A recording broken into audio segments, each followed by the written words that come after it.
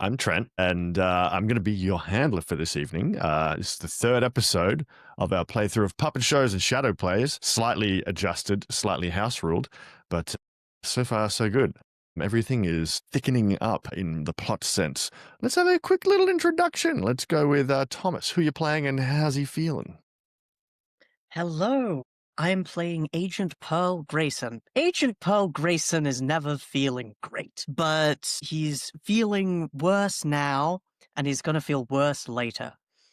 But for now, he's stable. Cyberbro, with his awesome outfits, reliably dressed up. Who are you playing and how are they feeling? All right. Hello, I'm Cyberbro. I'll be playing Agent Dale McMichaels, also known as DuckTales, much to his chagrin. He's feeling good. He's feeling great. A little unhinged. Things are going on. He's not used to all this gore. They didn't say it would be this gory. True. Bob, how you feeling?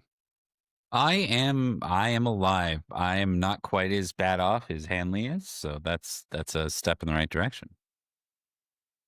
We'll be Indeed. playing speaking of Hanley, I'm playing Agent Michael Jareth Hanley, or Mickey Hanley as he's known. And he is the rookie over idealist that is about to have that come crashing down. I don't think so. I think you guys are pretty much about to wrap this one up real clean. No complexities that I can foresee incoming. Who the killer is, obviously. Yeah, exactly. Yeah. We ended the last game with the breaking of the storm clouds above after a very strange phone call. You were just dredging a vehicle. There was a body discovered in another vehicle at a motel. Multiple investigations, forensic and otherwise, being run by the PD in the background, sending you guys information. The car was just dredged, right? And you were looking over the body and you found that there were two corpses within, which was slightly rattling. And it's getting late. It's getting to the point at sunset. I believe that DuckTales told his wife he was going to be home by 6. For that to be true, you would have to leave now. Yeah, I told my wife out at 6, probably at the earliest. I called. She should be all right. We've got a job to do. There are corpses out here. I still called, so she'll be fine. She's proven to be very understanding of the fact that you're busy and very forgiving of that. So yeah, that should totally. be fine. And there's a bird out here I got to take a picture of. That's true. Yeah, snow goose. There is a very rare snow goose at Coolidge Dam, which is not too far away. You're actually on the dam. You're just on the wrong part of the dam currently. You could make it. He's biting his nails. He's biting. Stressful. Michael's, there's fully a dead body, too. Yeah. Okay, let's zoom into the characters. You are just starting to get splashed by the first heavy raindrops of the Arizona storm clouds. There's a hint of a pink sunset on the horizon. There is a car, there are bodies, and there is a dredging team. What would you like to do? I have an umbrella. I think McMichaels would be the type to scurry off to get an umbrella quickly. Does anyone else have umbrellas? I can get one for everyone. We should have one. I'm fine, he says, perfectly at home with having a truly torrential downpour landing on his head. I think Hanley is much the same. He just waves it off. He's too focused on what's happening and keeping his eyes on the prize right now. Now, the last thing that was told you, yeah. Sorry, just to interrupt once more because it was an important detail that I forgot to remind you of, that the local PD who was looking in the car, one of the dredging crew, called out to you and told you that he'd found a badge in the car. Let's take a look at it. He has reached inside and he has pulled it out with his gloves on. He hands it to you. And perhaps unsurprisingly to those of you, it is the badge of one Braverman. His name is Kenneth Braverman of the Houston PD. Well, he looks to the other two and says, looks like it fits the theory. If Braverman's the killer, he must have left this here. I don't like how the bodies are desiccated, though. The others have been left in the Arizona heat, but these should be bloated. These should be in a far different state. Something desiccated them before they were headed into the drink. Any chance you guys can take a look and see what might have done it? Anything we missed? Maybe something to do with the and he lowers his voice, the liquid or the injection marks that our government friends are so interested in. You can take a look, and then when McMichaels is back, you can have his shot at it. Yeah. Yeah. Michael's gonna definitely take a look. What are we thinking? Forensics I'll do a first? scan myself. Yeah, let's roll forensics. I'm going to give you a net -20 on the roll because it's been a month of these bodies being in there. They've been kind of Yeah. slightly eaten and whatever, but you are going to get a +20 to offset the -40 because you are looking for something very specific and, you know what you're looking for. So give me 2 forensic rolls, or 1 each, I should say. Sorry, that was a -40 +20, so -20 Yes, total. -20. -20. Yeah. I missed it. Looking for my forensic skill. I rolled a 30, but it's a -20. So I've got a 30 skill and I rolled a 30. Would you like to either push the roll using our sweet house rules for the cost of D4 willpower, or would you like to spend luck at the cost of 1 willpower per 10 luck points, or part? Either of Yeah, you. I'm down to ride the lightning on this one. Yeah. So I think this is kind of this could be what cracks the case, and I can finally get the respect of my colleagues. So I'm gonna dig within. Could you repeat the options for pushing this? Yeah. So if you want to spend luck, then basically you can reduce your result by 1 per 1 luck that you spend, but it will cost you 1 point of willpower per 10 luck that you spend or part. So if you roll a 30, you want to get down to a 10, then you need to spend 20 luck at the cost of 2 willpower.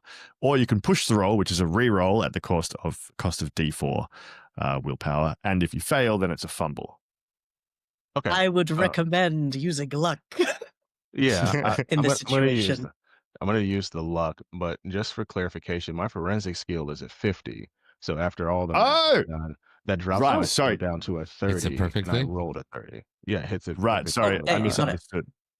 Well, yeah, that's excellent. Then I would recommend not spending anything. Yeah, so you know what you're looking for. Specifically, if I understand you correctly, you're looking for those weird sort of needle hole marks that were found in sort of strangely geometric patterns on the little girl's body, and you're also looking for that strange silvery liquid which seemed to have freaked out your analysis team back in headquarters. Is that correct? Yes, that is correct. Cool. You look, it's hard to tell with the month-old skin. The needle marks, if they were there, are basically impossible to identify at this point. There's been fish nibbling at the bodies and stuff, and there's very kind of little left to work with. But you do find something that doesn't seem to have washed away and doesn't seem to have been nibbled at or eaten by fish. Is after you sort of peel back some of the little bits and pieces, you do find traces of a very similar strange silvery liquid, just again minuscule droplets which don't appear to have been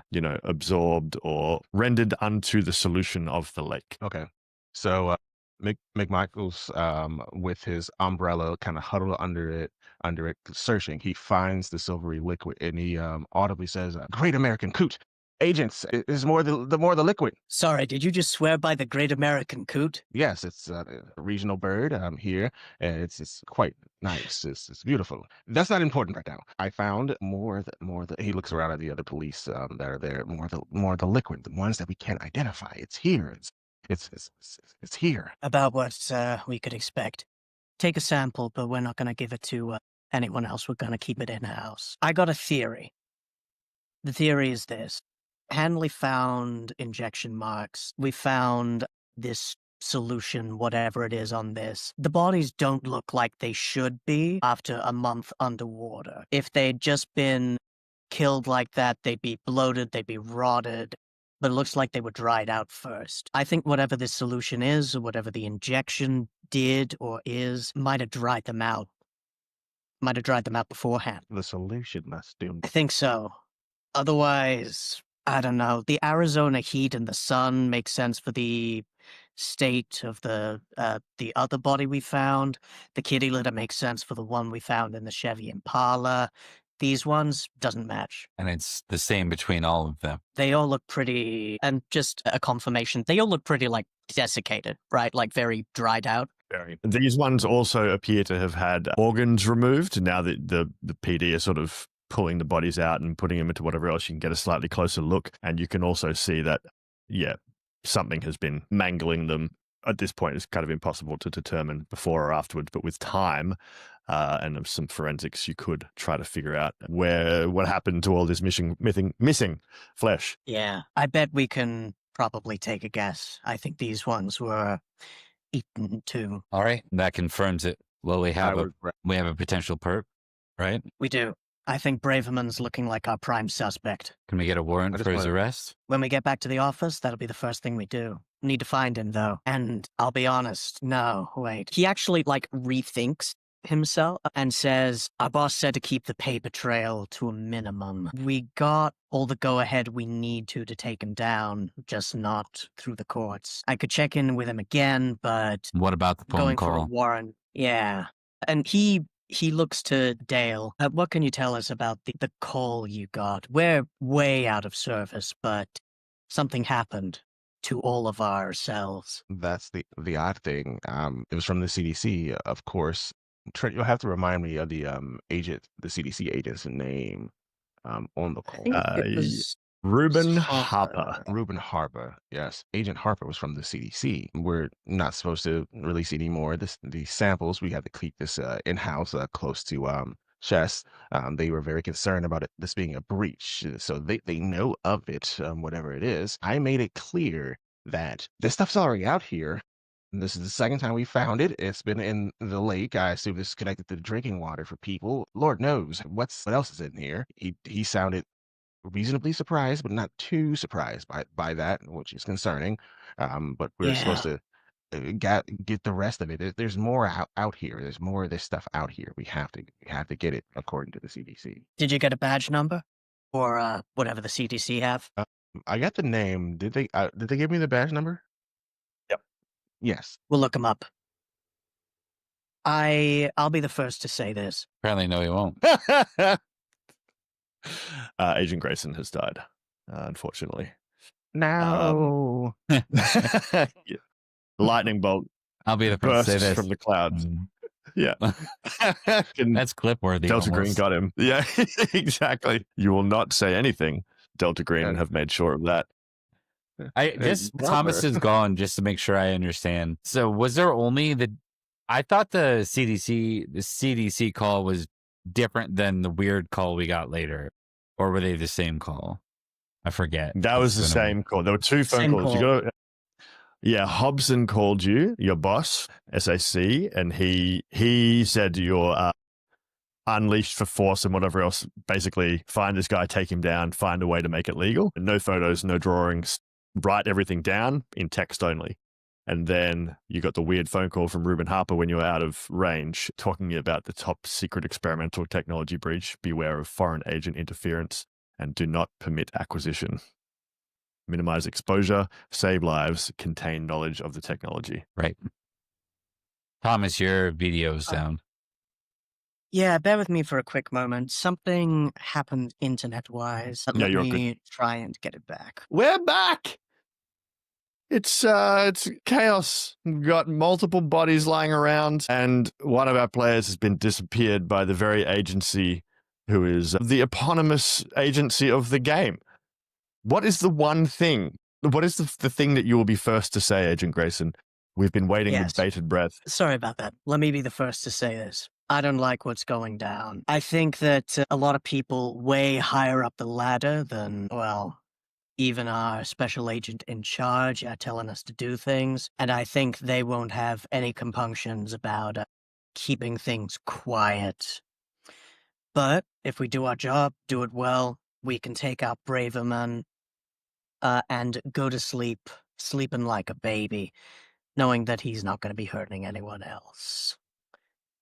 We just need to keep off the radar of this CDC, whoever these people are, CDC, NSA. It was the CDC. It was the CDC.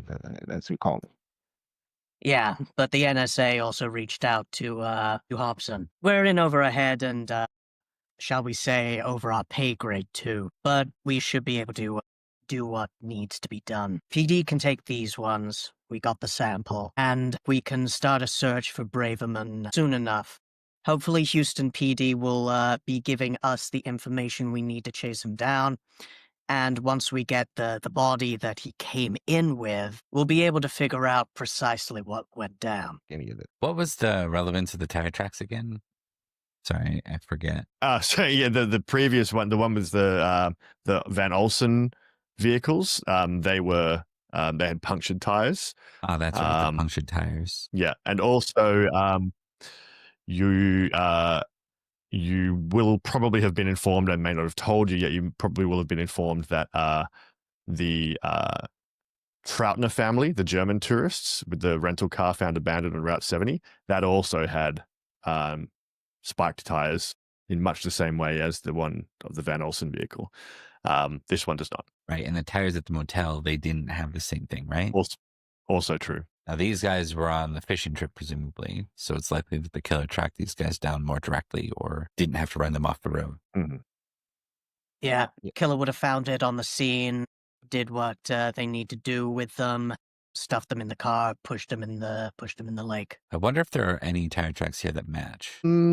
It's been a month and there's been multiple storms and the like, so it's a little bit tricky. What's the role in this game? Search? Is it called Search? Yeah, it'd be Search. Oh, Search 70. is 70. Yeah, that's pretty good. Yes, there are other tire tracks in the area. It's kind of difficult to tell. This is a known fishing spot, so cars would have been coming and going in general. You are looking for the vehicle tracks. So you do know the tire tracks of the car that was also presumed to be at the scene of the Van Olsen family's vehicle.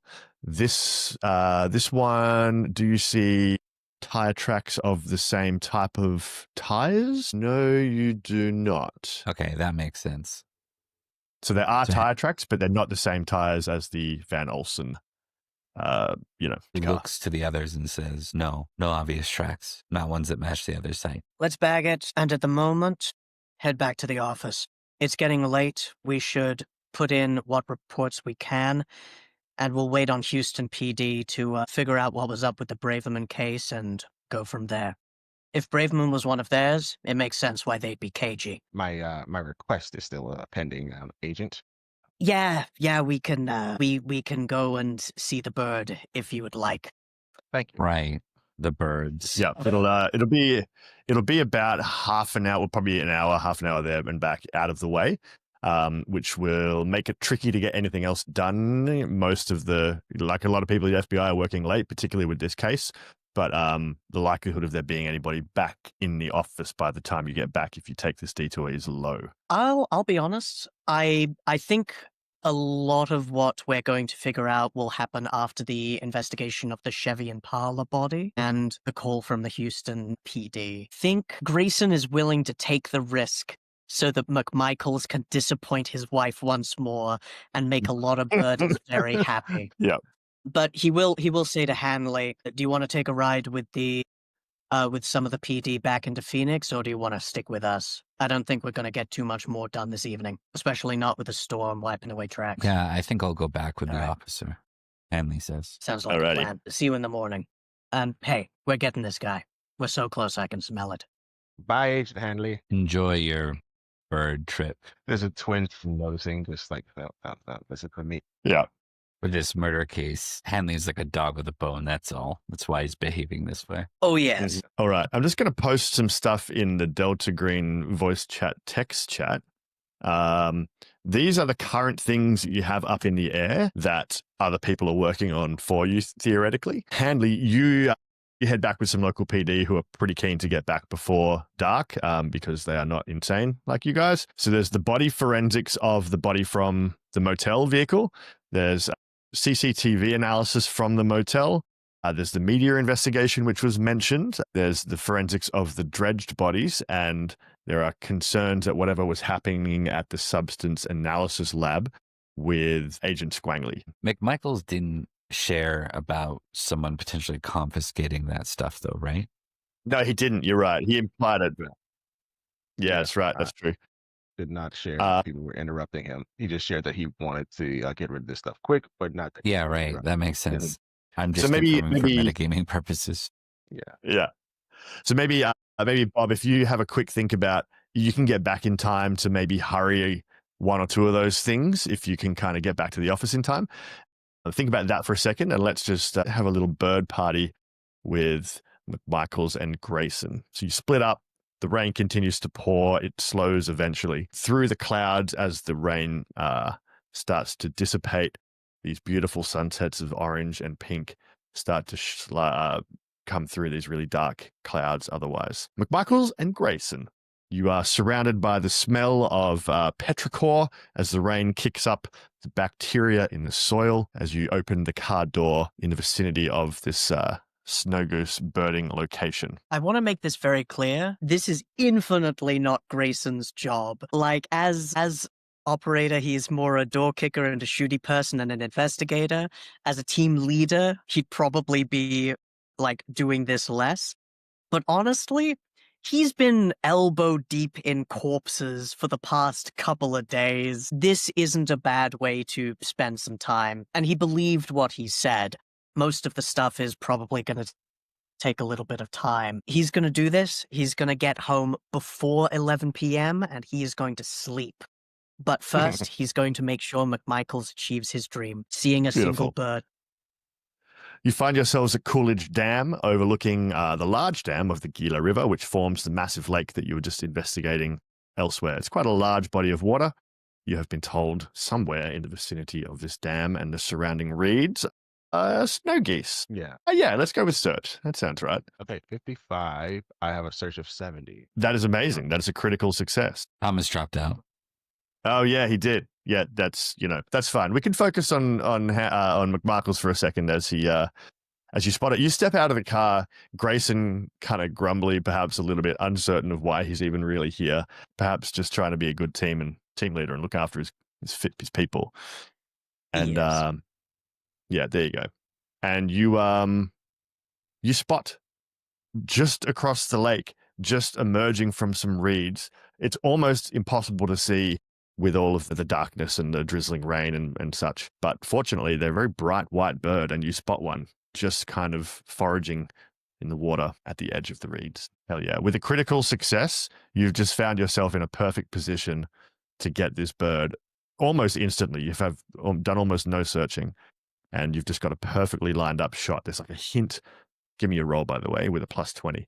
There's a hint of that sunset in the background. You've got this really nice framing. All right. So I rolled a 7 with +20. I mean, that's under what my photography is. So that's what I would give. So yeah. Yeah.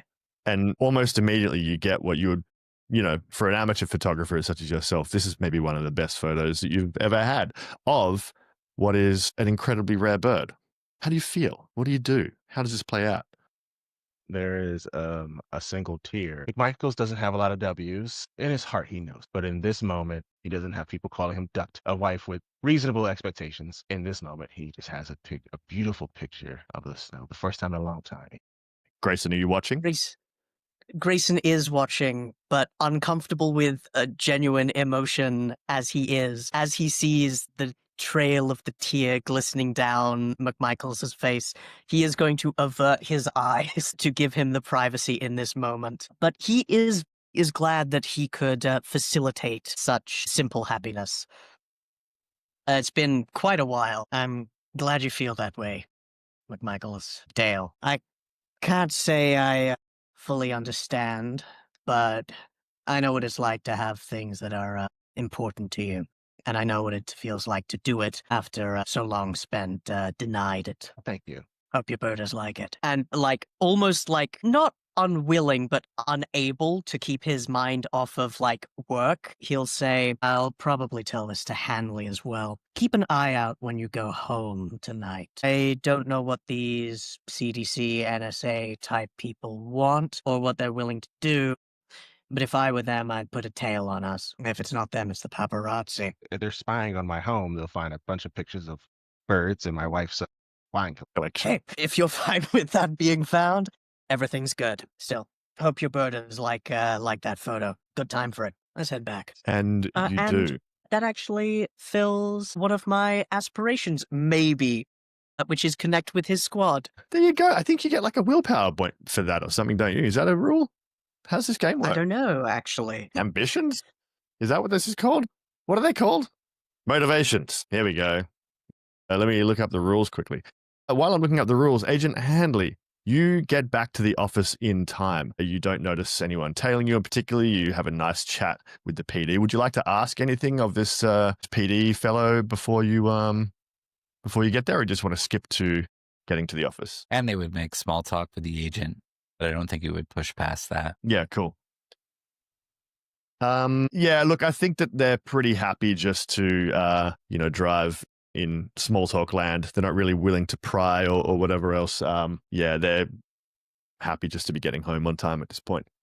He's actually really tired after the all-nighter the night before. Oh, yeah, you're knackered, yeah. As the small talk gets more sparse, he'll kind of rest his head against the cool window. His eyes sort of close and open till they stop opening as he sort of drifts off. And you drift off and you sort of, your eyes just happen to, as they open up, catch the darkness. And there's these little spaces through the clouds where you can just start to see the stars. And you sort of find yourself drawn into them.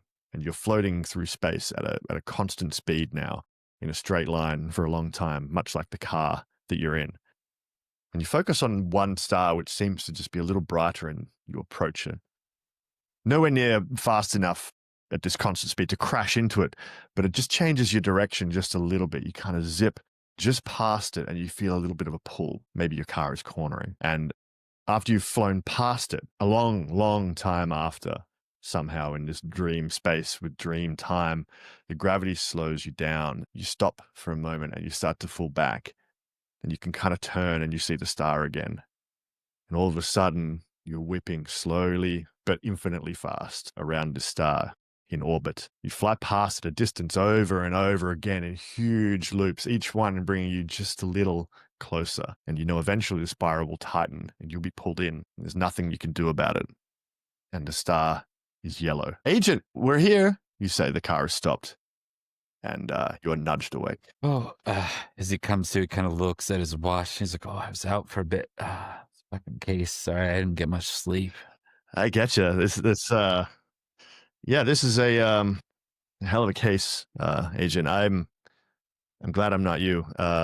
Yeah, you're right. You need me to take you home or something? No, I got some work to do. With that, he reaches in his pocket and looks and finds his caffeine pills. Just give me yeah, sure. Give me a D4 and you lose that much willpower as you continue to press yourself through the evening. One, great. That's actually a D6. Don't worry about it. One's fine. You are driven on by your dedication to this mission. You get out, and as you kind of slam the door or close the door, you just hear him call out, "Get some sleep." It's cut off as the door closes, and you march toward the office. I think he's most interested in the CCTV footage that was pulled because that was kind of something he was involved in, and I think he feels like he can pull an all-nighter if he needs to review that. Yeah, cool. So you, how long do you want to spend? You can sort of look. There's two ways you do it. One is you can go into the lab, sort of, gain access to the equipment just by using your authority on the case and do the work yourself, or you can go in there and try and pressure somebody else to do it on a night shift, so it's ready for you in the morning. Either one's fine. Obviously, one will be personal effort and less sleep. He popped his caffeine pill, so he's going to do it himself. But would this be a computer science role? Maybe. Do you have good computer science or shitty? I have a 20. 20, yeah. Look, you can get an agent to run you through, or like an analyst to run you through the technology is not complicated. Like, it's just take this thing out, blah, blah, blah. This is fast forward. This is rewind, right? It's really just a matter of looking through the footage to find the relevant timestamps and such. So if you don't have the specific skill, I guess it'll just be like a search roll at -20 or something like that. Sounds right to me. Let's go with search. His search is 70, so -20 is way better than computer science. Yeah, okay. Yeah, let's go search at -20. You want to do it yourself? Yeah, I think he's going to do it himself. I mean, it just makes sense. He's pretty invested. Yeah. He popped the caffeine, so let's do it. Let's see this. Yeah, cool. That sounds good. So you spend the time. You're going to get the information. It's just a matter of how quickly, which is obviously relevant given you're already fragged. 22 crit, baby. Oh, baby. You're a smart guy. You're young. You get the hang of this technology stuff pretty quickly. And the analyst obviously knows his shit, and he tells you what you need to know quickly enough. So it's only a few hours. Your caffeine pill is still keeping you zinging as the darkness sort of surrounds the office that you're in. What you notice is there's a couple of cameras at the motel. You can see the car, which you saw earlier, which had the body in the back. You can see that. You don't have footage of the car park where you found the vehicle, but you have a few other shots that can give you some context. So you see that car arrive, and it stays for a couple of hours later after it's arrived. You see another car arrive. This car is a large kind of four-wheel drive truck in the US terminology, like a Jeep or a utility or whatever. It is of the type that matches the list of vehicles that you've been provided that have the tires that match the previous site. At around the time that that vehicle arrives, you see a man enter the motel. He looks like a Native American, presumably Apache, given the region. He's a big guy. He's got a couple of tattoos. He looks sort of a little bit on the older side, but clearly fit. He walks with a sort of strength and confidence, but not trying to intimidate or anything, just a strong figure. He walks in, and you can see that he's sort of talking to the person behind the counter a little bit. Then there's a brief moment where he and the person who you presume is Braverman talk to each other in this camera, and you can see that Braverman is kind of like a little bit erratic. He kind of looks a little bit nervous and stuff, and he's gesturing outside, and then they both leave together. And then Does the employee look like the one that he talked to in person when they were there on site? different guy, different employee, yeah. And then shortly thereafter, you see the truck leave, and obviously Braverman's car does not. If I understand this correctly, it looks like the two of them, Braverman and this indigenous guy, exit together. Yeah. Okay. Does it look like they knew each other before just from the camera footage? Like, can I tell that? Yeah, you're him at 60, right? Yeah, it's 60. You see that the Braverman's tall as well. He's about 6'2", and he's a police officer who's fairly fit. Braverman looks extremely agitated. He's kind of sort of twitchy, but he also has this kind of despite his body being anxious, his eyes aren't. He's kind of just like holding his gaze on this other character. And the Apache guy, when he first speaks to him, you can see that he is immediately kind of on edge, defensive, not worried or necessarily nervous or anything, just cautious. And you see that he kind of sighs a little bit, sort of rolls his shoulders a little bit, and you can see he kind of makes a decision to go with this person. So it doesn't look like they know each other. It seems like Braverman was making an appeal to this other character, and this character makes a decision to go with him.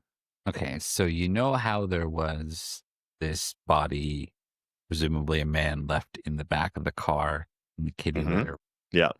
Does it look like that could be this indigenous fellow, or maybe even presumably Braverman? Yeah, it was yeah. You know what? With that line of thinking, you could probably conclude that whoever was in the cat litter in the back of the car was a tall Caucasian man. Wait, so is the tall Caucasian man like one of the workers that's there?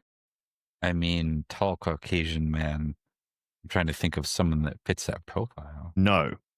And with that line of questioning, it pings your brain briefly that the body in the back matches the profile of Braverman. You think back and you remember the moustache. Okay, so it's Braverman? Interesting. Okay, so this is the 90s, right? So he's going to go to the, yellow phone book, pull it out and look for presumably the motel if he has the right phone book. The motel? Yeah, that's right. Yeah. You flick through the phone book, you call the motel, you get an answer, "Hello." Hi, it's Agent Hanley of the FBI. I have a couple questions for you if you have the time. Agent who? Hanley, he repeats himself. Can I talk to your supervisor on shift? Yeah, that's me. Supervisor just left for the day, so I'm all you got, bud. I have 2 physical descriptions of suspects related to an active case. Do you mind if I run them by you and you can tell me if they sound familiar? Description? Yeah. Anyone that works there matching that description, did you say? Yes, or any of the guests. Or has visited? Well, the 2 came in separately, but they left together. Yes. Yeah, it's true. Yeah. So Braverman came in first, and then the Apache guy came in second. Okay, so at this point, I think Hanley's going to give the most detailed physical description of the indigenous Apache guy. I think that's where he'll get started. Shit. I mean, you describe half the local around here, so I don't know, they live here, but sometimes they came by to hang out with people. You got a date or something, or just recently in general? Date? Do I have a date? Yeah. Yeah, July 18th. July 18th. Yeah, July 18th. Yeah. Oh yeah, sure. Hold on just a second. You can hear the sound of flicking through books. Yeah, July 18, 1 month ago. All right. Okay, we gotta hold on 1 second. Got Irene Bauer. She's a guest here. She left after 3 days. Cyrus Vaughn. We got a Nathaniel Abate. He came signed in state just one night and then he get out. Yeah. We got Emmanuel Santana. He came in. He hired a room, but he didn't use it. So he came in and he was going to stay the night, but he didn't end up staying. But we took his money nonetheless. So joke's on him. You know what? Emmanuel Santana. I remember him. He's a tall guy. Apache fella. He might be your guy. Hanley puts his coat on, and while he's doing so, he's still talking on the phone. He says, I'll be there soon. We'll talk soon. And then he hangs up. And with that, he's going to call McMichael's phone and hope that the timing crosses over in a way that he can go ahead and contact them. But if he's not, he's totally still going. Yeah, sure. Your good roll earlier means that you did pretty quickly and that you did all this pretty quickly. And with the critical and the bird finding roll, they wrapped up pretty quick as well. So by the time you call, your phone rings, you get Hanley's. Do you get? I can't remember if phones in 1997 tell you the number. Anyway, you guys are just driving into Phoenix as you get this call from Hanley. Yeah, you got the contact save. They told you the number. They had the green screen and the black text. I remember that. Hell yeah. Agent Hanley, I got it. I got the picture. The bird. I got the picture of the bird. That's great. The snow goose. McMichaels, that's great. Listen, that's excellent. Can you put me on speakerphone? I think they had speakerphone in the 90s. I'm pretty sure. Yep, on speaker. You never know. Yeah. I'm sure it's shitty. I think that the body might have been Braverman, and the video footage showed him meeting up with an Apache fellow, presumably Native American man, and the two left together from the motel we were just at. What the fuck? Listen, none of this really makes sense to me, but I'm going to go down there right away. I don't think this can wait. Yeah, we'll meet you there. Probably call my wife. You look down. It is currently 6:45.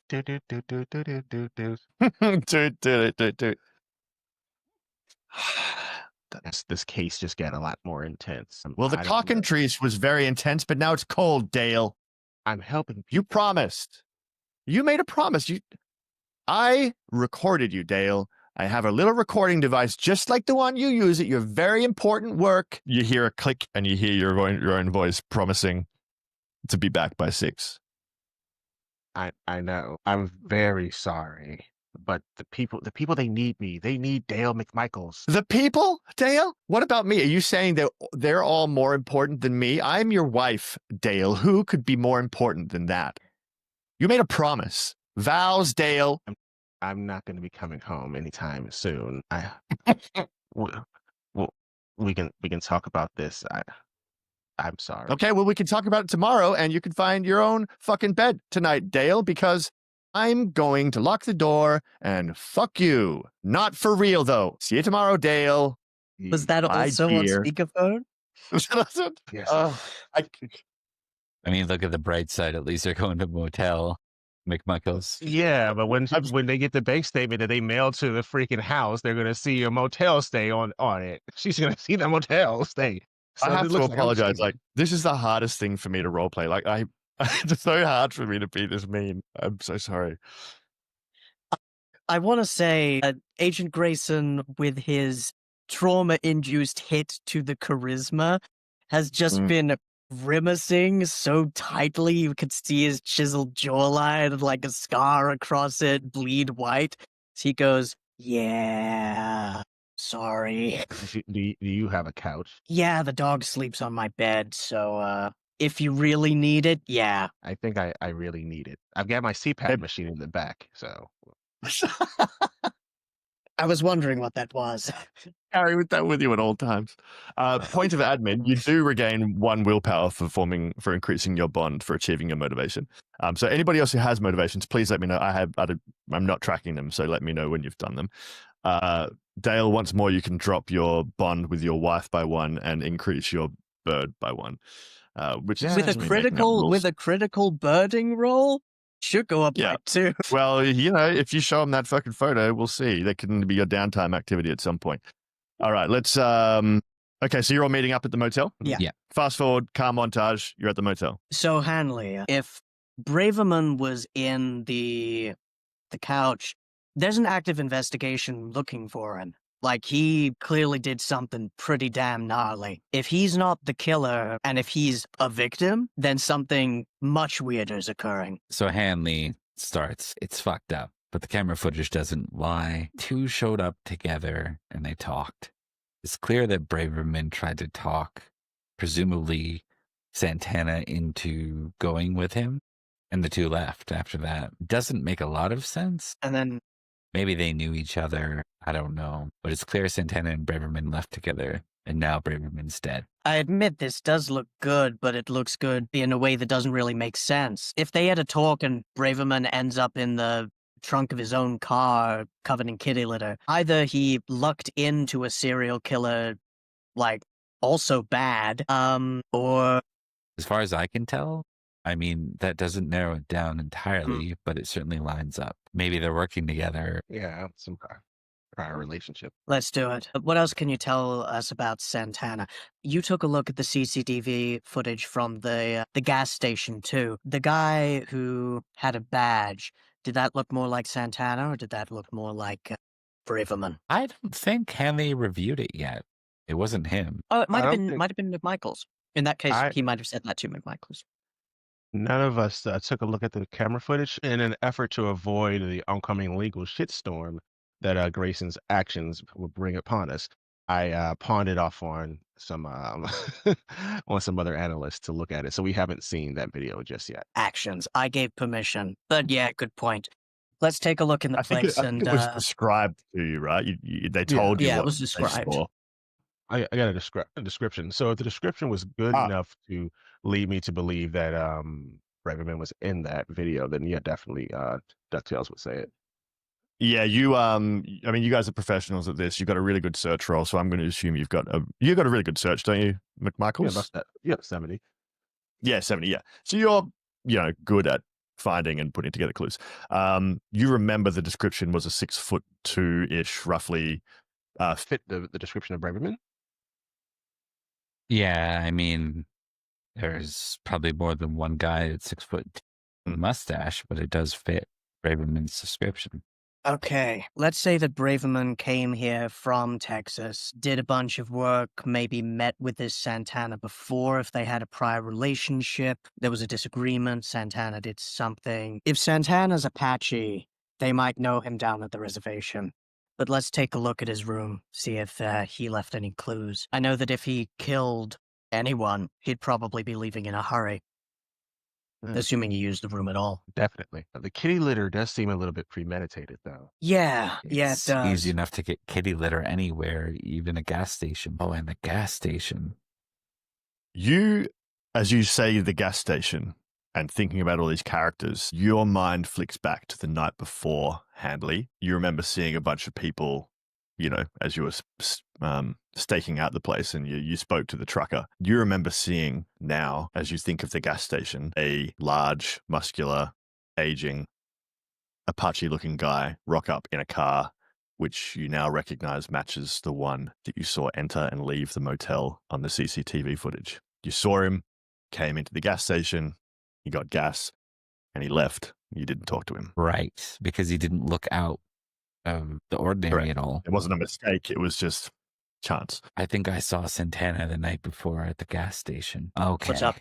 Henry says, I No shit. remember him, but he didn't do anything out of the ordinary. This isn't the guy who talked to Hanley in the truck, right? No, not that guy in the truck. Yeah. Wish I could say I really remembered him much. I didn't really have too much reason to, It didn't really register. Shit. No, I guess it wouldn't have. All right, so we know he's in the area. We know he's driving enough to need a refill of gas. We know if he's Apache, he's local. Let's take a look around here, and we can ask. Shit, what was the name? What was the name of the guy? The guy with the name. Good We can one. ask Sheriff. We can ask Sheriff Colorados if you've ever heard of Emmanuel Santana.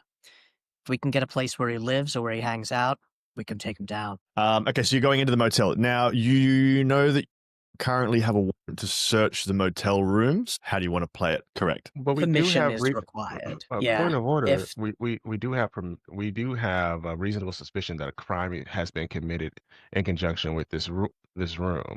So it's a little dicey, but we can enter without said warrant because we believe, okay, the killer's in there. You don't necessarily need the warrant if we're like, this is in conjunction with a crime that's either being committed or has been committed. it'll be smoother if we can ask the attending who has the keys, but if not, we can make our way in.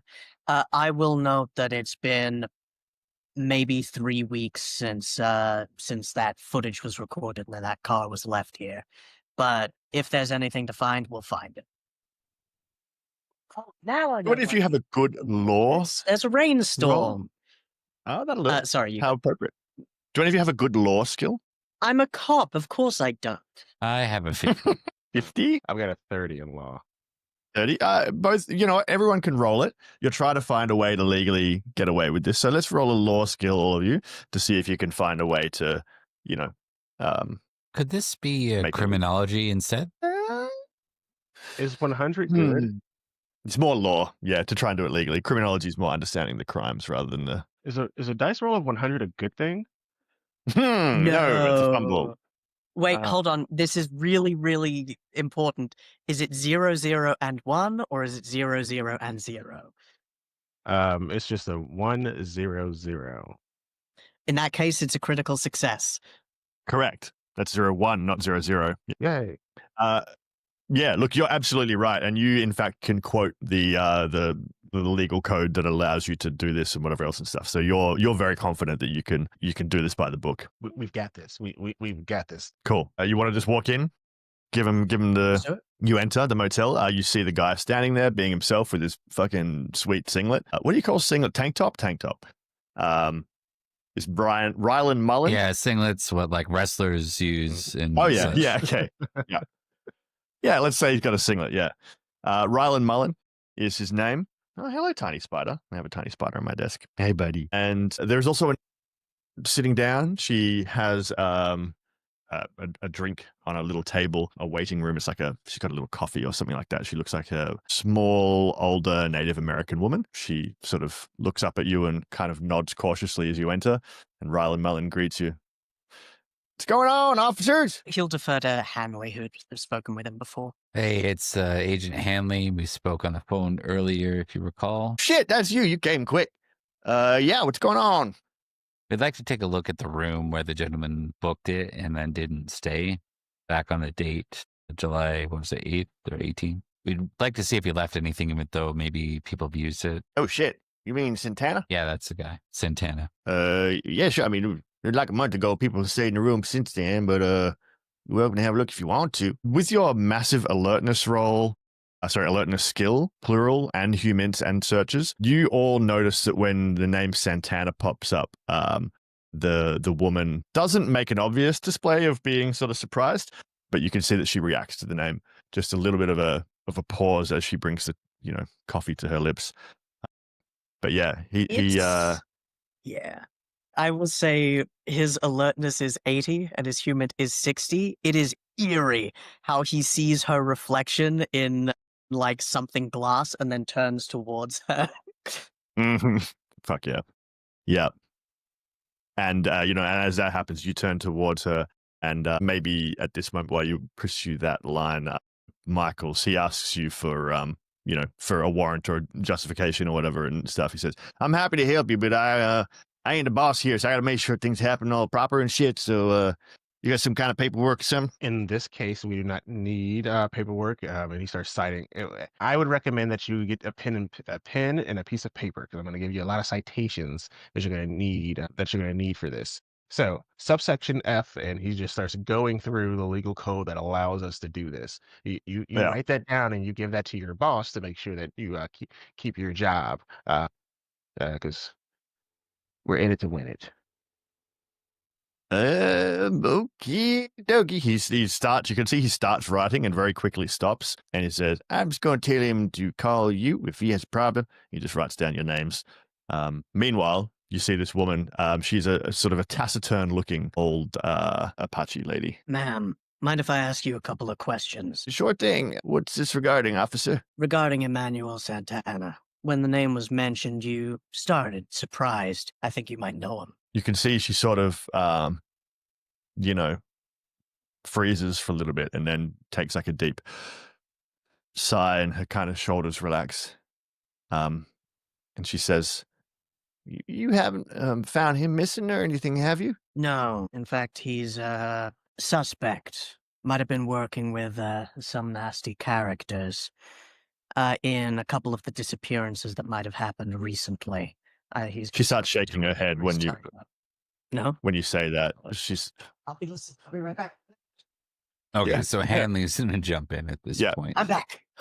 Sorry about that. You go, Hanley. You're right. Hanley will like bend down on his knee, sort of dramatically in front of her, but also to make sure he's at eye level with her. He looks her in the eyes with a lot of passion about what's going on. He says, "This man's really dangerous. We have evidence that places him directly in line with one of the suspects." It wouldn't have been him. He's a nice man.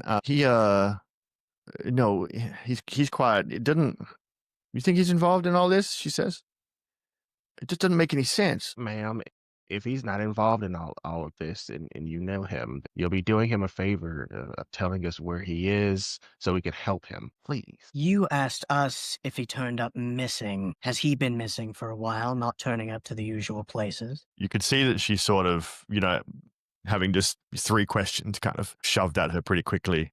You can tell that she's now very defensive and very nervous. She says, I can't say anything. Look, I think I was supposed to have a lawyer or something, but look, let me tell you this right now. He's a good man. He's helpful. He's kind. And I don't think you got the right lead, but that's all. If you want to keep questioning me, you're going to have to, I don't know. He's a good man. Okay. Yesterday, we found a young girl. The site wasn't pretty. We have a lot of missing people, and now these missing people are turning up dead. You have to help us before others end up at the same fate. You've got a really good persuade. 50. 50? Yeah. That's good. Well, let's roll that. I'll give you a +20 for appealing to something that's important to her, but a -20 because she's sketchy about all this FBI stuff. Yeah. Fix. 28. Old.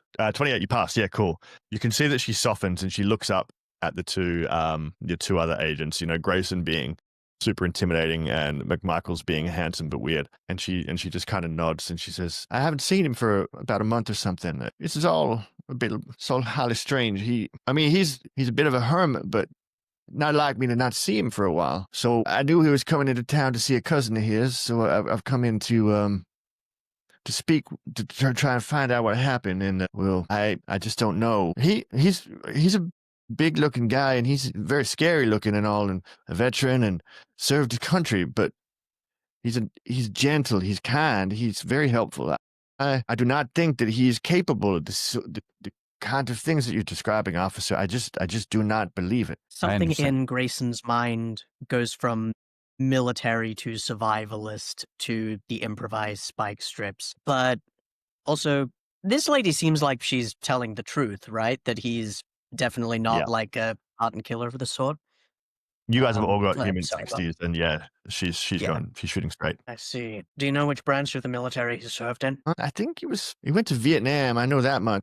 I think he was some kind of commando unit or something. He's Hey, nice. yeah. You perhaps feel a little bit of camaraderie there. Shrugs. If he's not been appearing in his usual places, I think he looks to his other agents, and if this guy's a victim, then why is Braverman dead? If this guy's a perpetrator, then why is he a family, or at least like a friendly person? He furrows his brow and goes, "Do you know where he normally hangs out? You said he was a hermit. He had a cousin here, though." She looks around and she looks a little bit she's still afraid about all of this. She's still really worried.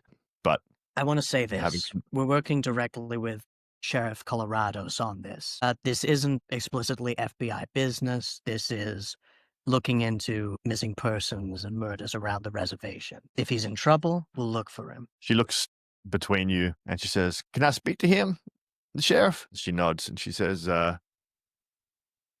what's his name?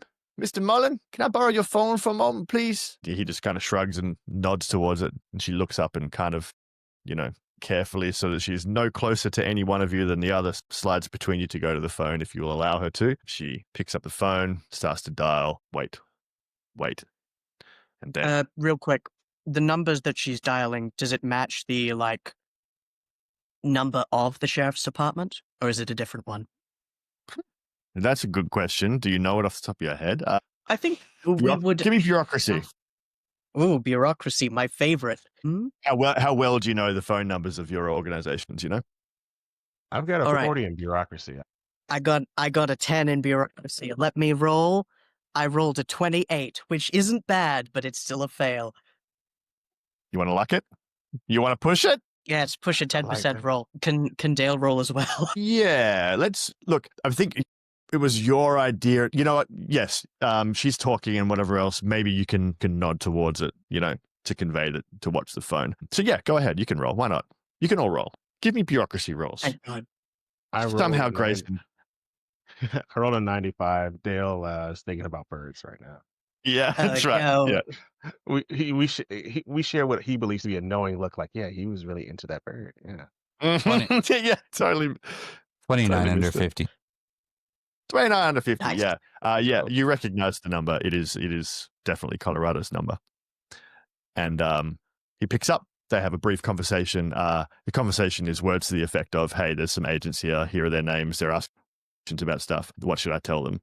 And she nods and whatever else and blah blah blah. And she says they want to find Santana. And then there's a bit of a pause and some conversations and stuff. And you made a good impression with him early. I mean, you only met him once, but it seems to have been enough that she kind of nods and says, "Okay, thanks." She hangs up. And then she turns to you and she says, "Santana's got a shack up in the mountains, in the forest there. He does not really keep visitors much, but he's a nice man, but he likes his privacy. I'd have a good experience with the government after Vietnam and all of those experiences. So he has very little time for, well, most people, but when we..." Especially the government. She nods. But she said, I can show you if you like." I think that'll be a good idea. He's actually going to look at Hanley and kind of look at his eyes and the keen of his hand. How's the caffeine pill holding on? Yeah, roll a d6 for me, by the way, because you get d6 hours caffeine pill. 4. 4. Yeah, okay, so it's been maybe half an hour of work and then come to the motel, which is about an hour away. So maybe it's been 2 hours. So you reckon you've got about, well, you don't know, but it's getting late now. It's probably close to 8 p.m., I think. Yeah, about 8 p.m. And yeah, obviously you've been running on drugs for the whole day after staying up all night. What do you think? If we're up for checking out the shack, I say we do it. If not, even if the man's going around, the building's not going anywhere. Yeah, let's go. How do the both of you feel? Let's do it. Oh, yeah, let's do it. We're here now. We need to get this done. Bob's not Right. rushing, but Hanley's eager to make sure this guy's not. Yeah. It doesn't have any other opportunities to do any more of this. Is kind of what is driving him. Yeah, for sure. You've got what you think is a pretty good lead, and you want to get to it sooner rather than later. Strike while the Cool. oven is hot. Yeah, exactly. Swell. So she has her car out the front, obviously. She asks you if you just want to follow her. Yeah, we will. We'll pile into our cars because I think we got 2. The one Hanley came in, and the one that Grayson and McMichaels was driving in. Yep. That makes sense. Okay, cool. You get into your cars. It's late. She has a sketchy old, off-road capable, but not specifically off-road car. She looks at you. What are you guys driving in? You're not driving an off-road car, are you? He's driving what did I say it was? I think it was a Honda Civic. That sounds about right. Perfect for off-roading. Yeah, exactly. Hey, Unlikely for anything- Grayson, to be honest. Grayson is too old. He would be driving domestic for sure as a U.S. Oh, veteran yeah, true. in the 90s. Yeah. Yeah. Like a Ford Hey. of some sort. Anything Focus, that do they I exist? drive is an off-road vehicle. I don't think the Focus Let was me- around at that time. Ford Focus 99. Yeah, what was the first generation Ford Focus is It's a Saturn. 1998. That's Son of a right. bitch. Damn it. That's right. Yeah. Predecessor, Ford Escort. There you go. You've got a Ford Escort. That works. Amazing. Yeah, absolutely. Bronco. Broncos are too tough. Grayson has like a cool little hairdresser car, not a tough manly car to match his personality. Look, I need to blend in when I go into town. Yeah. So this so far unnamed Apache lady way cooler than you, and she leads you away from the motel, out onto the highway, takes a side road up to the north, up toward the mountains. You can see that this area now has been cleared at some point, and there's a pine plantation, and so you're sort of entering this quite thick pine forest, heading up to toward the mountain. Winding roads, you drive for 20 minutes, 40 minutes, maybe an hour or so. You can see that she pulls off into a little side track, which continues to head up the mountain, and it's off road. And you can see that she sort of goes a couple of 100 meters up and then sort of stops, slows down, reverse lights come on. She reverses back toward you and pulls up next to you. And she looks down at the car and she says, "It's not going to make it up here. We'll have to walk if you want to get there. It's about 9 o'clock now." I'm fine with that. If you want to head home, how much farther is it? "Oh, not too far. I'm just, it's a while away, but I'll be okay. I just want to make sure. Look, I mean, I'd come up with you, but and you could tell that there are all sorts of reasons why she doesn't actually want to come up with you. It's late. She's a little old lady. She doesn't really want to walk up a mountain at 9 p.m. All of these things." Thomas has been spirited away again. Yes, we are going to go to a break. We will be back soon. Good call. Hi. All right.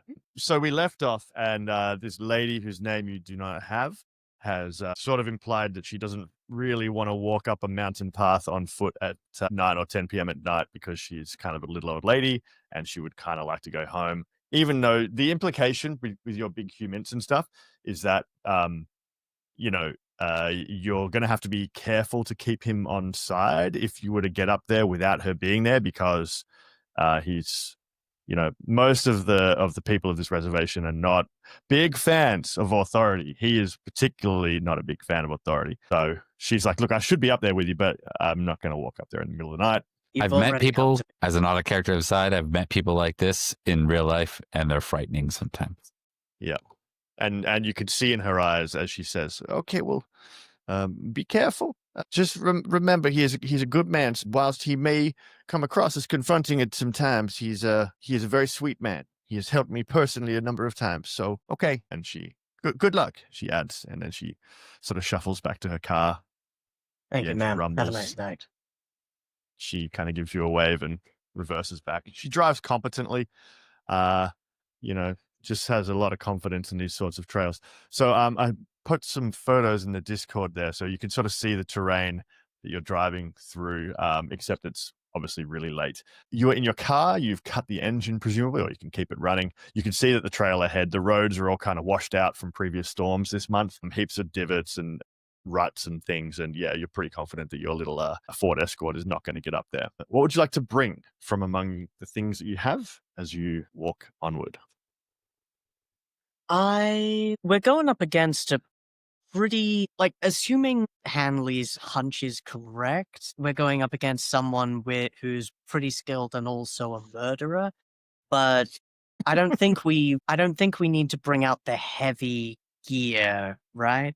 We're probably just fine with ourselves, some gloves, and a flashlight. A Yeah. sidearm. Yeah, if your hunch is correct, then this man is a Vietnam veteran with special forces training who is got a prepper shack up in the mountains of Arizona in a reservation. Yeah, you could rightly assume that, and even from those of you who've seen him in footage, at least you've not met him, but you can see that like veterans, and particularly in the SOCOM community, kind of have a way about them. You could tell that this guy's legit. Maybe we'll bring a shotgun. I'm not saying that you're going to fight him. I'm just saying that your hunch about him knowing what he's doing, and if he decides to start a fight, it will likely be a tough one, or vice, or if you start a fight, whatever, is correct. I think if we are going to bring a shotgun, it would be Dale who would be holding it just because he's unassuming. You know, he looks like a man who enjoys bird watching. So yeah, look, and this is the tough decision, right? Do you go up there, you know, pack in long guns and put him on the back foot immediately if he spots you,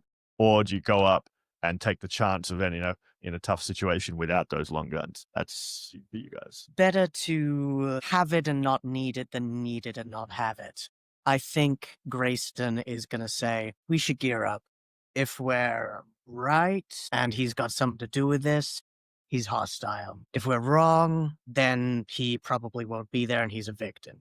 Either way, we'll probably have the place to ourselves in that case. Let's put on vests. Yeah. Hanley doesn't argue. He will, however, how's this caffeine doing? Yeah, you're getting close. Like, you feel like you're okay for maybe, yeah, you're right on the edge. You don't know how long this march up I'll pop another. is going to be. Give me a D6 for willpower cost and a D6 for the number of hours you get. 2 willpower, 4 hours. Cool. I've been exactly where you are many times, Hanley. You're going to crash for a week. Yeah, it's rough. How is your willpower looking, by the way? What are you at? Really bad. It is, I mean, not really bad, but pretty bad. His willpower started at 16. He is down to 9 right now. Yeah, okay, cool. Oh, wait, So no, he's down to cool. 7 now. 7, cool. Yeah, clearly getting a little bit on the tired side. But that's fine, because, you know, you've got a case to win. Yeah, we're gonna solve the case. We're gonna finish it. All right, so you gear up. You're taking long guns. You're taking the vest. Now there are only 2 vests in the car. Usually these missions. You know what? No, you guys could have planned ahead. You know. And indeed, we Yeah. do have 2 vehicles. Did you bring 2? Oh, you have 2 vehicles. Yeah. Yeah. Okay. That being the case, there are there's additional vests in the back. Give me a who had the second vehicle? That was That's Hanley. Hanley. Right? And Hanley drives the very common federal Ford Taurus is what he drives. Okay. Yeah. Sounds good. Give me a luck roll to see if... No, maybe not luck. Give me a... What kind of skill do you have you think would have given you the best chance of deliberately or instinctively choosing a vehicle that you know would have weapons and armor in the back? I mean, I don't... That's a good question. Let me see. So I did drive. Could be like straight intelligence. You know what? What if it's just drive? He's got a 40%. It's not great, but it makes like you know, him driving when he knows what. Yeah. Sounds good. Give it a roll. That's good. Cool. Yeah. Okay. So you have I'm gonna roll a D. No, you know it's fine. You've got 2 vehicles. So you've got 4 vests, 2 M16s, and 2 shotguns. If you should wish. How do you want to roll? I'll take the assault rifle, something with longer range and more familiar to the military trained Grayson. if that's the case, then I'll just take my pistol. That way we're not all going up there with I think Hanley will have the shotgun with him. Cool. Yeah. Awesome.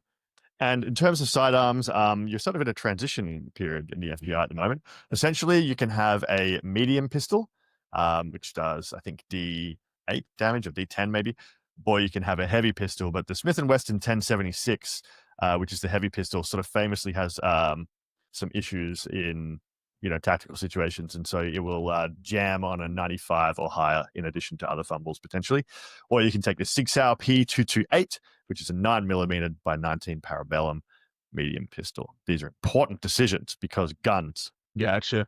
I'll take the old reliable. You said that did 1d8 of damage? I think so. I'll double check for you, but it's a medium pistol. Okay, no problem. I can do that. Might be a D10. I'll check. What's our standard issue for a sidearm? Either at this point. Yeah, either one could be. Yeah, roll a dice randomly if you want random. Even. You get a heavy pistol. There you go. So it's D10 and D12 for whatever it's worth. Not that it's going to matter because you're not going to be shooting anybody. So you can chill out. All right. You spend a little while gearing up. I've also got that in the stream as well. Now you've got the information that you need if you didn't have it already. Boom. Cool. The smell of pine. I can hear voices. Who's that? Background voices. Oh, yeah, cool. The smell of pine fills your noses as you step out of the vehicle. There's been some heavy rain, which has kicked up the pine oil from this plantation. The road, as I said, is kind of muddy and washed out, rocks and stones and ruts. A bunch of kind of old pine trees. It's not exactly a really neatly maintained plantation. It's like an old plantation which has sort of turned wild. There are various sort of rocky outcrops and things on either side of this road as you approach. The road winds back and forward, steadily climbing up this hill to presumably this shack that this woman has told you about. Do you want to say anything or do anything as you climb this hill? It is dark. I think now is as good a time as any for Dale to recite a poem he wrote about birds, if the group is amenable to that. You could do it regardless of whether they're amenable. That's what's an in or out of character, Dale. Definitely going to be in character. In a second, let me find it, and then boom, there we go. Yep. So he's sorry. No, please, you go. Set the scene. You hear in the distance an owl. It's a rare federally in brackets Mexican Strix occidentalis lucida. There's a very rare owl, and it hoots. I don't know the call, but I'm just going to go. And then you do not hear as it flies away because owls are famously quiet. Other than that, there is the crunching of your boots, the occasional, what is it? It is autumn. You don't hear screeching foxes. Perhaps there are deer in the woods. This continues for some time before Dale speaks up. A lone magpie struts at dawn's first chime, swoops and attacks unsuspecting souls. Spiked helms gleam where soldiers lay, picking through echoes of old affray. Graves to attempt to keep them at bay. Ends Dale's poem. That was very beautiful, but I was just going to say we should keep as quiet as we possibly can. Oh, yes. I do a little bit of poetry to calm my nerves. I understand. It was very heartfelt. But yeah, we should, even though it's dark, flashlights off, unless we really need it. We don't need to announce ourselves. Roger. You'll do this show. Does it look like Grayson's, I assume Grayson's leading us? Like, does it look like he knows what he's doing, or do we all look like we don't know what we're doing? Because I will say that search is not one of the things, or not search, sorry, survival is not one of Hanley's skill set. It is one of mine. So maybe Grayson's leading up the path and you can see him kind of looking around and picking his footing and stuff. And the other two of you are more or less following along, just trying to keep an eye out, keep an ear out. And you said you got flashlights, presumably. Yeah, I guess you can have the kind of intermittently activating them, just kind of like bloop, and then turning off. Yeah. I think the shotgun has a flashlight attachment on it. That sounds good to me. At least one of them does, and you presumably have taken the one that does. Yeah, you continue to walk, pine filling your nose. You start to get, even though it's, late at night, it's still really humid. It's been a really hot day, again, over 100 degrees Fahrenheit, over 40 degrees Celsius. Cools down a little bit overnight, but not really. It's still minimums. We're talking like 20 or 30, I'm pretty sure. In Fahrenheit, sorry, Celsius, I think. Yeah, 20, 25, so about 80 degrees Fahrenheit still humid after the rain. It's kind of hard going walking up the hill. Give me constitution rolls, or give me survival rolls if that's better. Constitution is far better than my survival, and my survival's already pretty good. When we roll this, it's times 5, right? The con Correct. times 5. 59 out of 75. 19 out of 45. 27, which is a pass. I'm Cool. quickly You guys are all figuring out. good. Hanley is, limping a little bit with his bung knee from his failed football career. But you make good passage.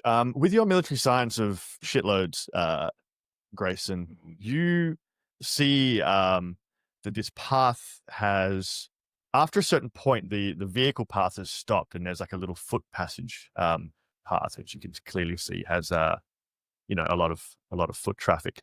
You can see at the end of the drivable path is a vehicle which matches the one that you saw in the CCTV footage at the motel.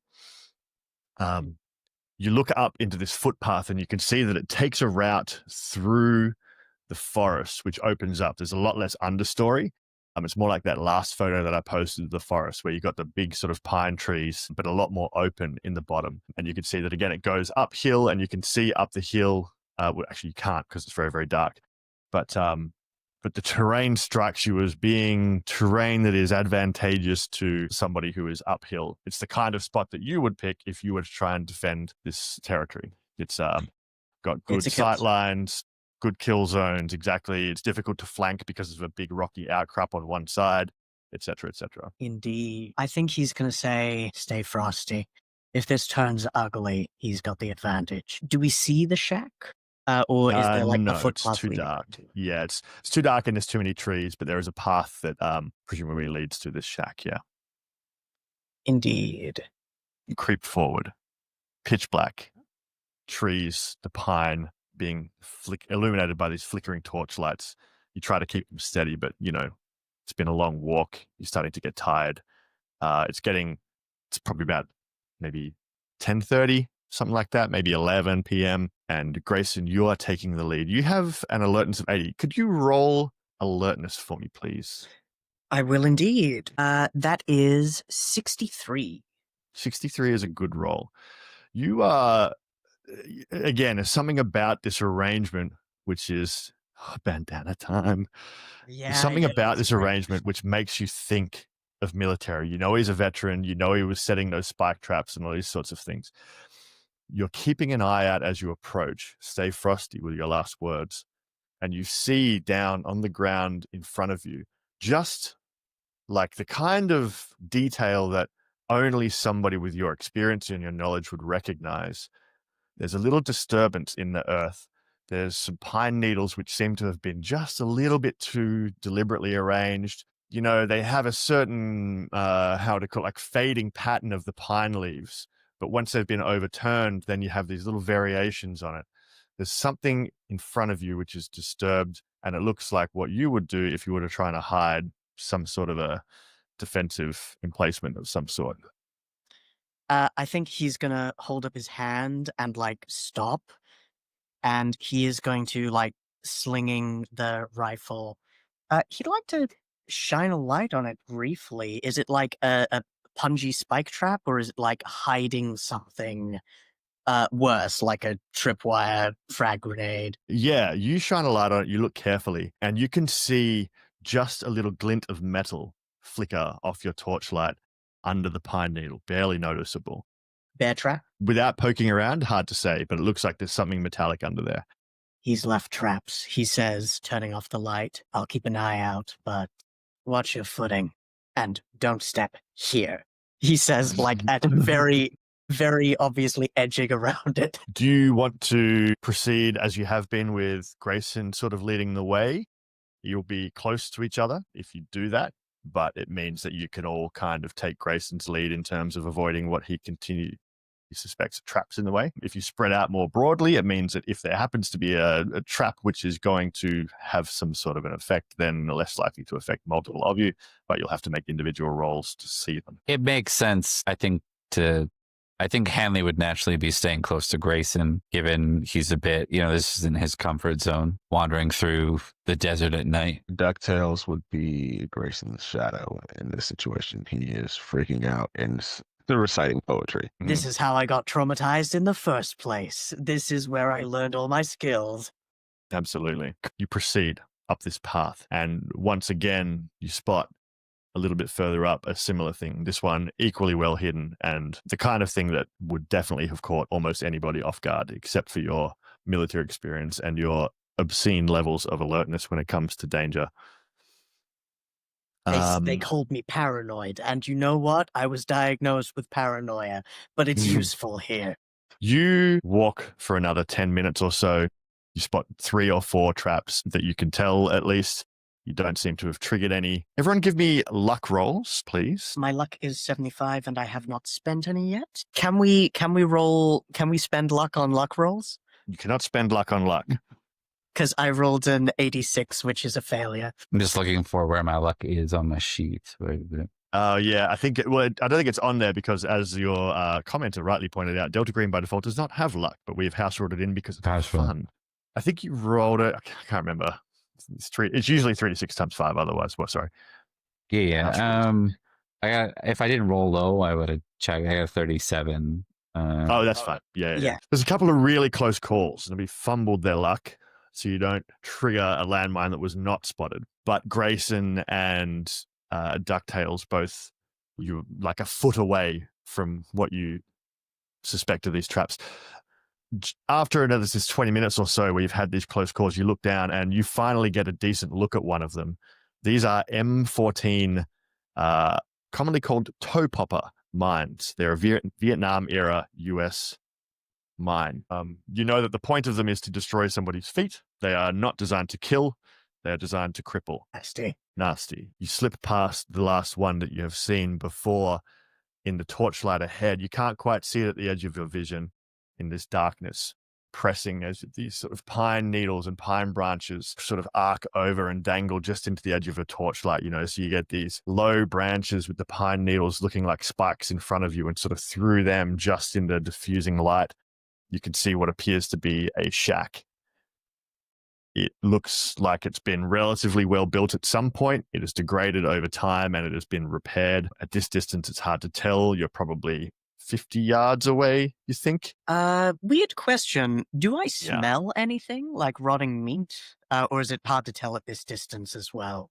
Good question. Give me a search roll. It's not exactly search, but it'll do. That is 19, a success. Oh, good.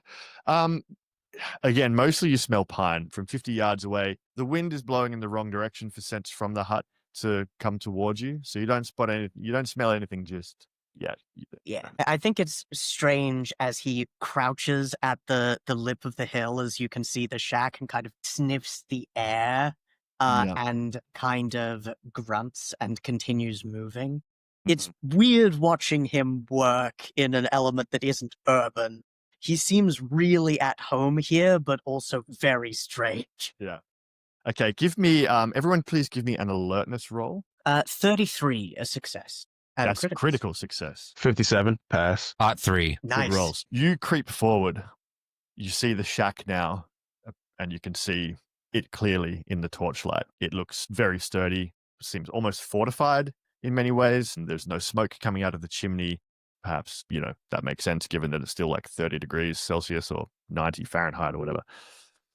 And as you approach Grayson, you spot almost impossibly, it's not in the light, and you know that your night vision has been pretty thoroughly ruined by the presence of this torch, but you see past the light, behind the shack, off to the left, slightly higher in some high ground, you just see some shadow change in a way that doesn't feel right. Something has moved behind the shack, off to the left, moving away as you get close. Something's here. Get ready. His eyes laser focused on that changing shadow. Mm-hmm. And he's gonna get low. Not like going prone, but like crouching. Give me a stealth roll. My stealth's pretty good.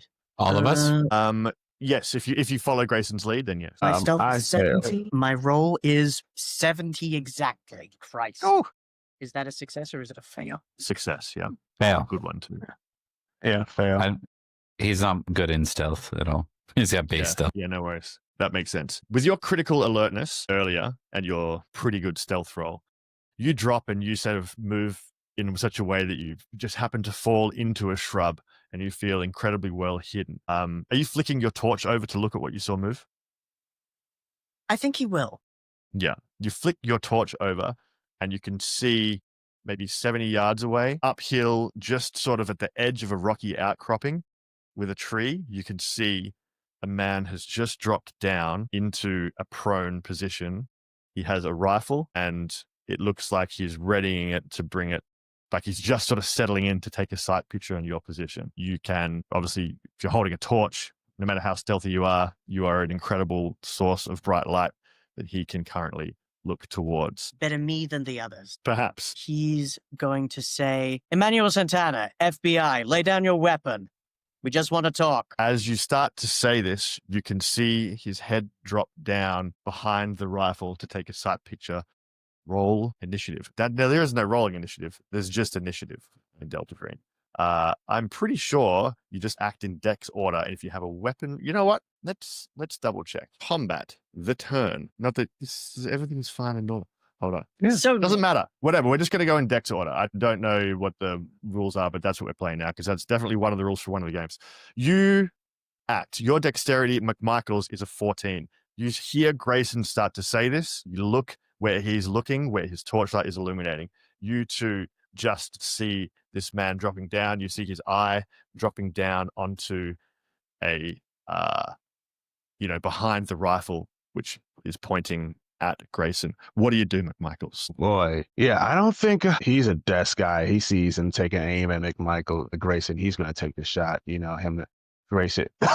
Excuse me. Grayson and McMichaels just shared a moment in relation to the birds earlier, so he's going to take that shot. Sure, it's a tough shot. You're at long range. It is dark, but the target is illuminated, and he's just sort of moving into a cover position. So it's a tricky shot for you. It'll be at A with the range penalty and the darkness. It'll be a -40. So I've got a 10% chance to make this. What you can do, you have a semi-auto. You can shoot to suppress if you want to, which is because it's a semi-automatic weapon. So you can deliberately target it to just try and keep him to get his head down. Gotcha. That's what he'll do. So yeah, he'll take the shot and the number of shots and yell out, "Suppressing fire!" Yep. Cool. Give me your roll. Just roll it flat to see how good your suppression is. I rolled a 48. My normal shot roll with this weapon is a 50. 50 with a normal. Yeah, given that you are not trying to hit him necessarily, you're just trying to get it into the area, that is enough. Bam, bam, bam, bam. You fire off a bunch of rounds, suppressing fire. Crack, crack, crack. Your ears immediately start to ring, and you can see that the rounds splinter, ricocheting off the rocks, tree leaves, the pine needles fracture. Suppression means that the person you have suppressed needs to either find cover or go prone as their next action, but they can stifle this at the cost of 1 sanity. Some people who are adapted to violence are not as affected by this.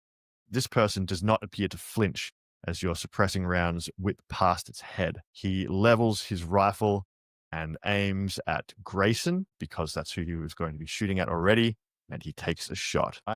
And see what the dice. He's rolled a 19, which is under his skill despite the penalty, and he fires what appears to be a large caliber rifle at you. Grayson, you can tell that the rifle he's firing, as it fires at you, it's a FN FAL. It's a 7.62 long caliber rifle, and it hits you. He's not firing a burst. He fires a single shot, crack, and it slams into your shoulder just at the top of the plate, hitting you for 6 points of damage. Your vest would normally absorb it, but the caliber of this rifle is such that it does not, and you get knocked back around, ripping through your shoulder as you try to take your sight picture. That is quite a bit of damage. How many hit points do you have total?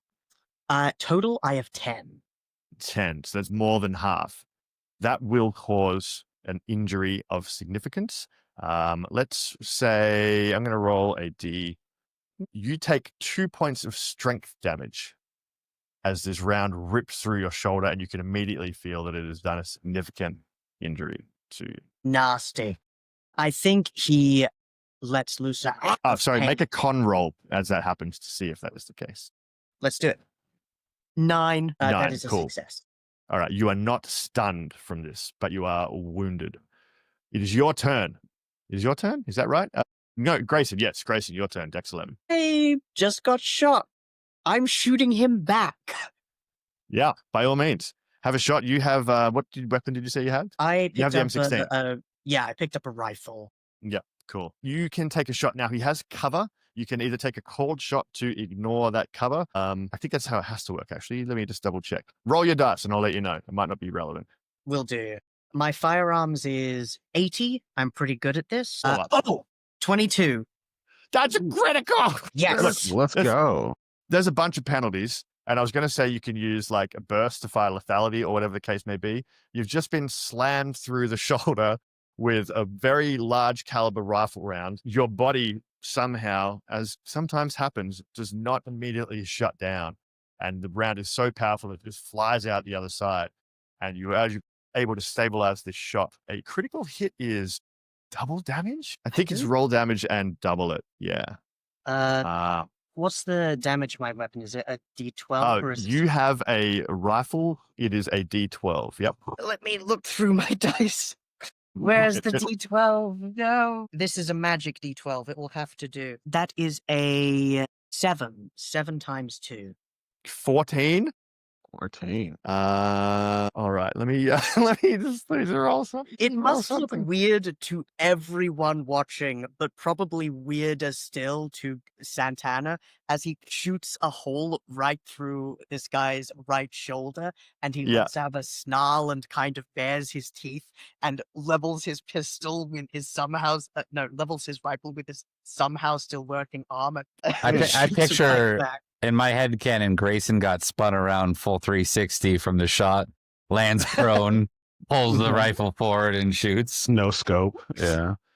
It's difficult to imagine. It's difficult to predict what might happen when you get shot, you know? And you're a veteran and you've killed a lot of people. You've shot a lot of people.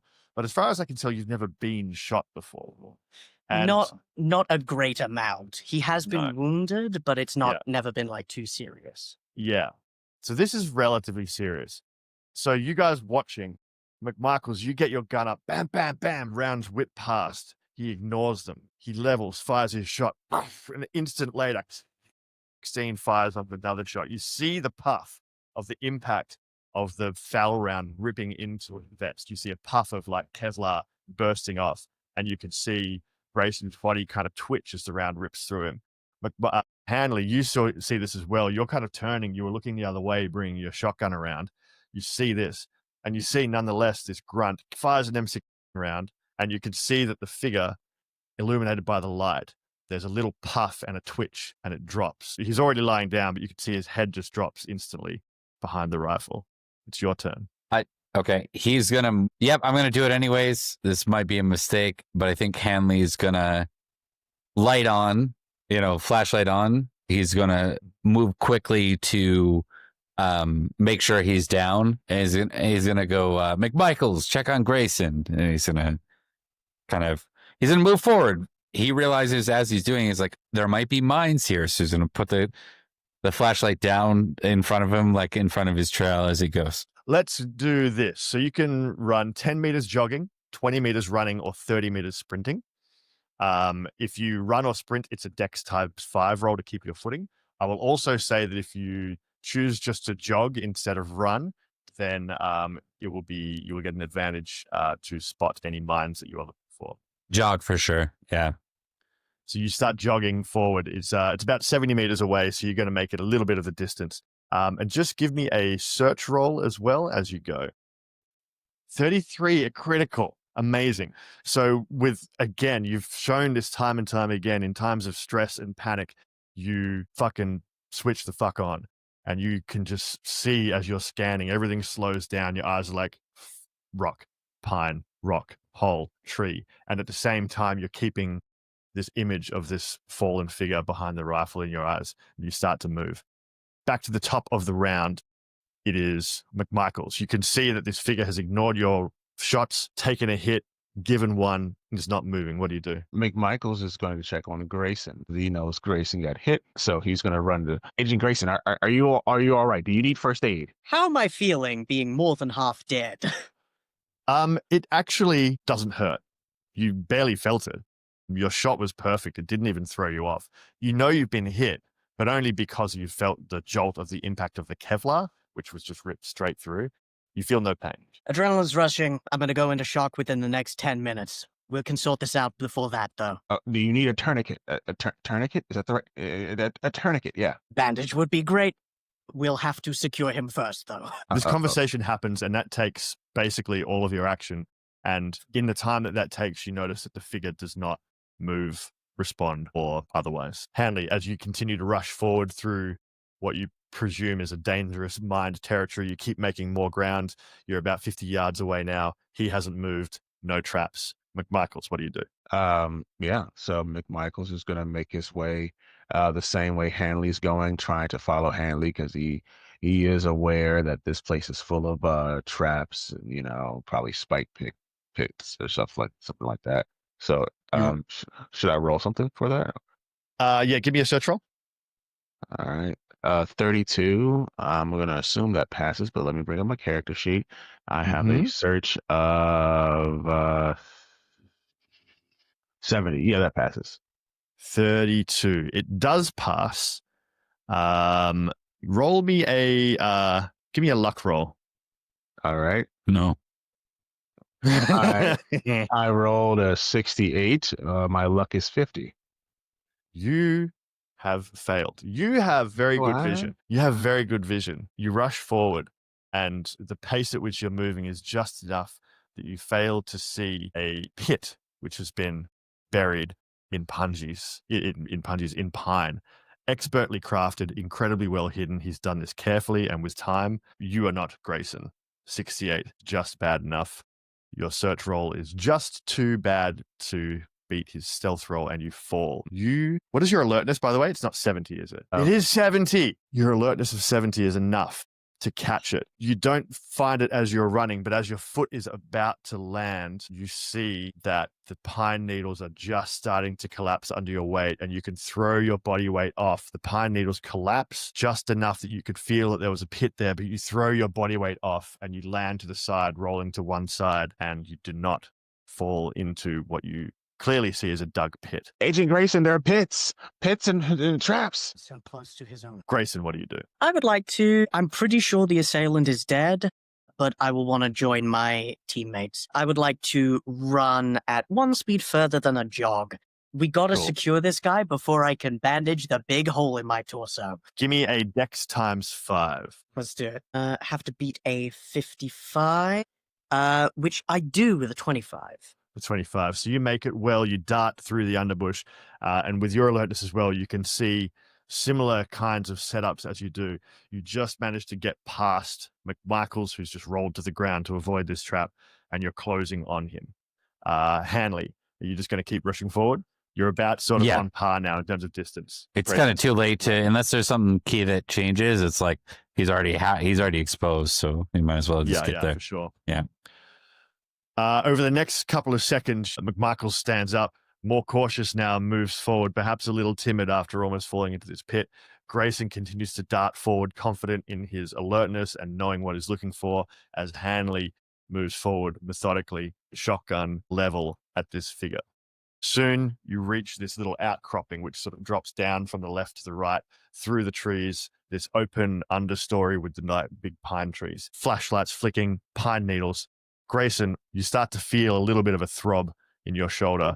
McMichaels, you can see there is a massive exit wound in the back of his shoulder. It was hard to see before with his shirt and with the vest and everything else, but you can see a large amount of blood is starting to pool and drip and soak his shirt. He's been hit bad, but not as bad as the figure that you can see in front of you. You can see that there is a massive kind of rupture in one side of his head.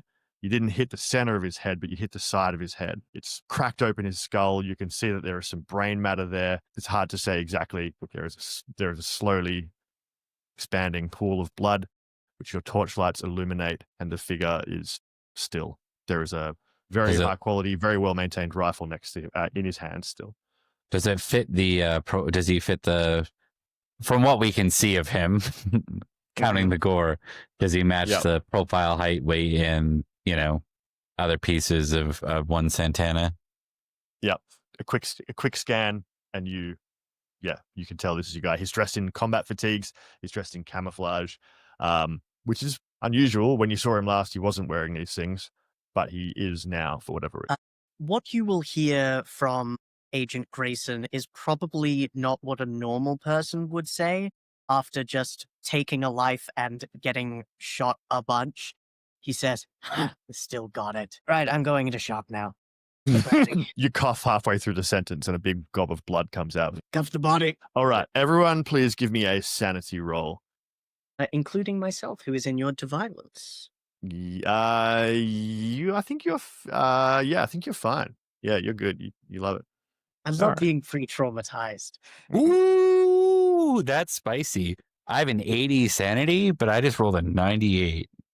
Oh 98. boy. That's a good one. I rolled a 50 under my sanity, so I passed. You pass. Look, some part of you was ready for this, but Hanley, you are.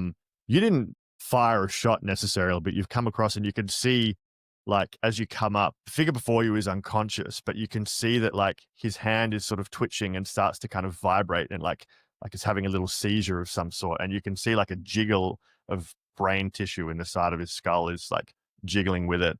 And you turn over and you see Grayson, and he says this thing and just and coughs up this welt of blood. And it is a little bit on the traumatizing side.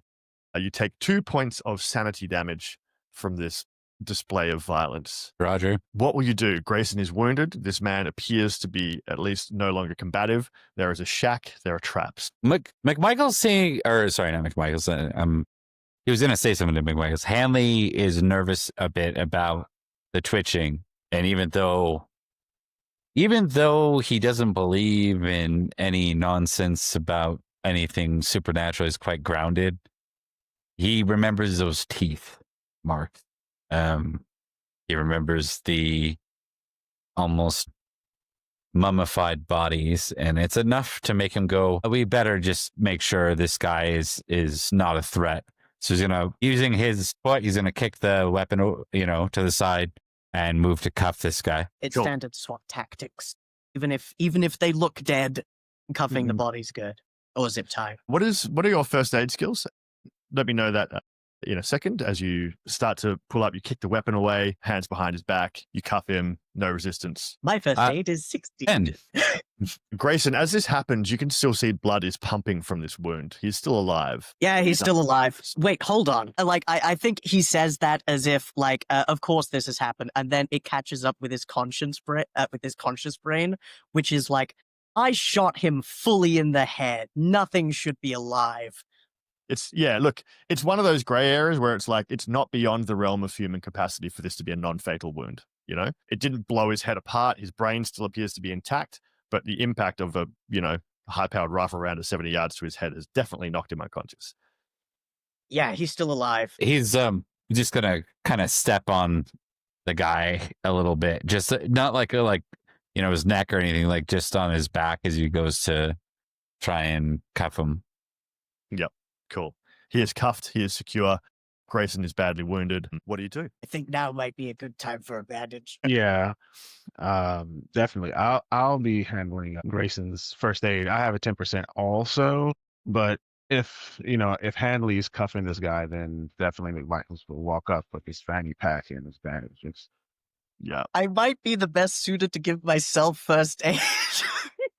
Yeah, I don't think Yeah. you can on account of the injury. I Yeah. don't think I can, yeah. Yeah. You can certainly roll that.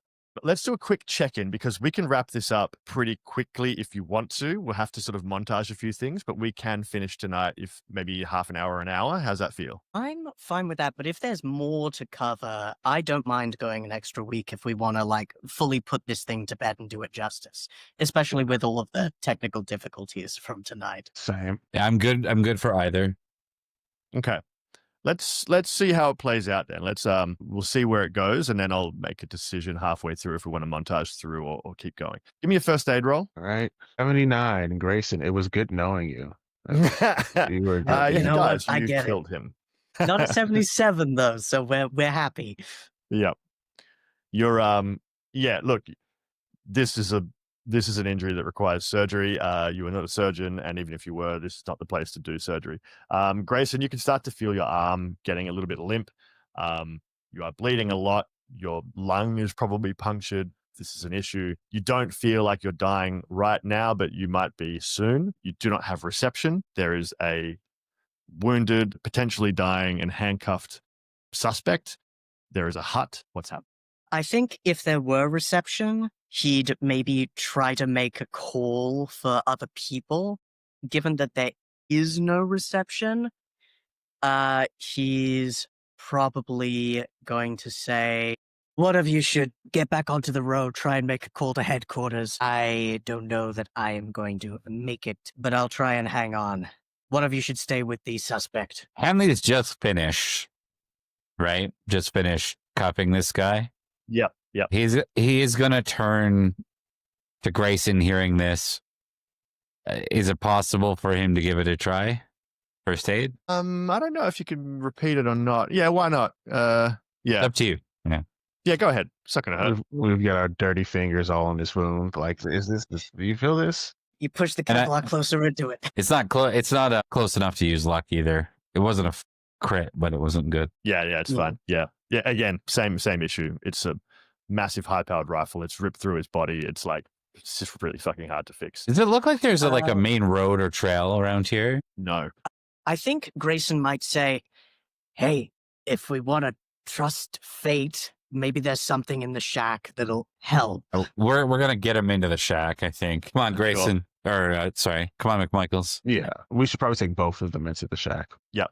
You're gonna pick up Grayson can still walk for now. You're gonna drag to the shack. Yeah, we'll do that. So you holster or sling your weapons. I guess two of you are carrying or dragging Santana, and Grayson is kind of half limping after you. It's quite clear that he is being powered mostly by willpower and spite at this point. Yeah, that's fair.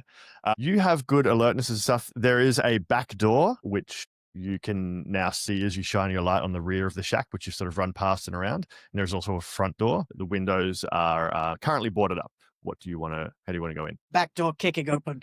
All right, breaching. Yeah, breaching. He'll say that. Yeah. You kick open the back door. Inside, you see a hut. Within the hut, speaking of smells, you passed your smell roll before. As you get close, now you can smell not exactly rotting meat, but you can smell blood and flesh. It kind of smells a little bit like an abattoir as you kick open this room. Within is a pretty nightmarish scene. I would like everybody to give me a sanity roll as I describe it to you. Within, there are multiple bodies. You can see that this room used to be well set up. There was it looks like the walls are clean and it was well dusted and maintained and that sort of stuff. But the furniture has been either shattered or dragged to one side and jammed into a pile. Instead, inside this main room, you can see that there are bodies which have been strung up and are in various states of decay, consumption, and life. You can see it's hard to count the number of bodies due to their dismembered state. Several of them are strung up on the wall, almost crucified, and you can see that they have been eaten from the extremities upwards. You hear weak, whimpered cries of despair as you open the door. At least one or two of them are alive. There is flesh and blood dangling from their limbs. They've been tourniqueted at various points. You can see fine bladed knives have been kept around locally at various points. You can see some bodies have been completely stripped. You can see some bodies are desiccated. There are bones which have been arranged in strange patterns. You can see symbols on the walls, and you can see that there is one child. He is let me check. Sorry, I just have to find the name. There is a child. I don't quite know how old he is off the top of my head, but yes. How'd your sanity rolls go? After all of that description, 41. I succeeded. Cool. I succeeded. 6. I failed. 96. Yeah, that makes sense. It's getting a little bit on the rough side. Here we go. We have the child. The child is more than a child. It is a baby. This child appears to be maybe 6 months old, something of that nature. It is sitting there. It has been tied to the wall. It is alive, and it is just sitting there, dead quiet, dead still, looking at you as you come in. 6-month-old kid surrounded by torn corpses, mangled bodies, half-eaten, and strange symbols all over the place. Those of you who passed, you lose 1 sanity. For person who failed, you lose deep. Bob, you had your hand up. That makes sense. 8. Oh, hey! No. Can I propose something here, Trent? And it's totally up to you. Go. I think Hanley looks around, his eyes are wide as he scans the wall, the victim, some alive still.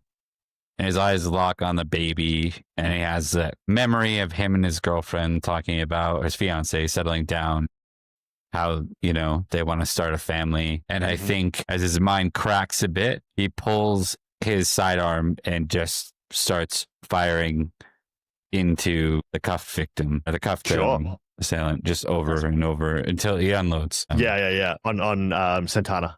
On Santana, yeah. Yeah, cool. That's perfect. That's very much in line with the fight response. He's like, ah!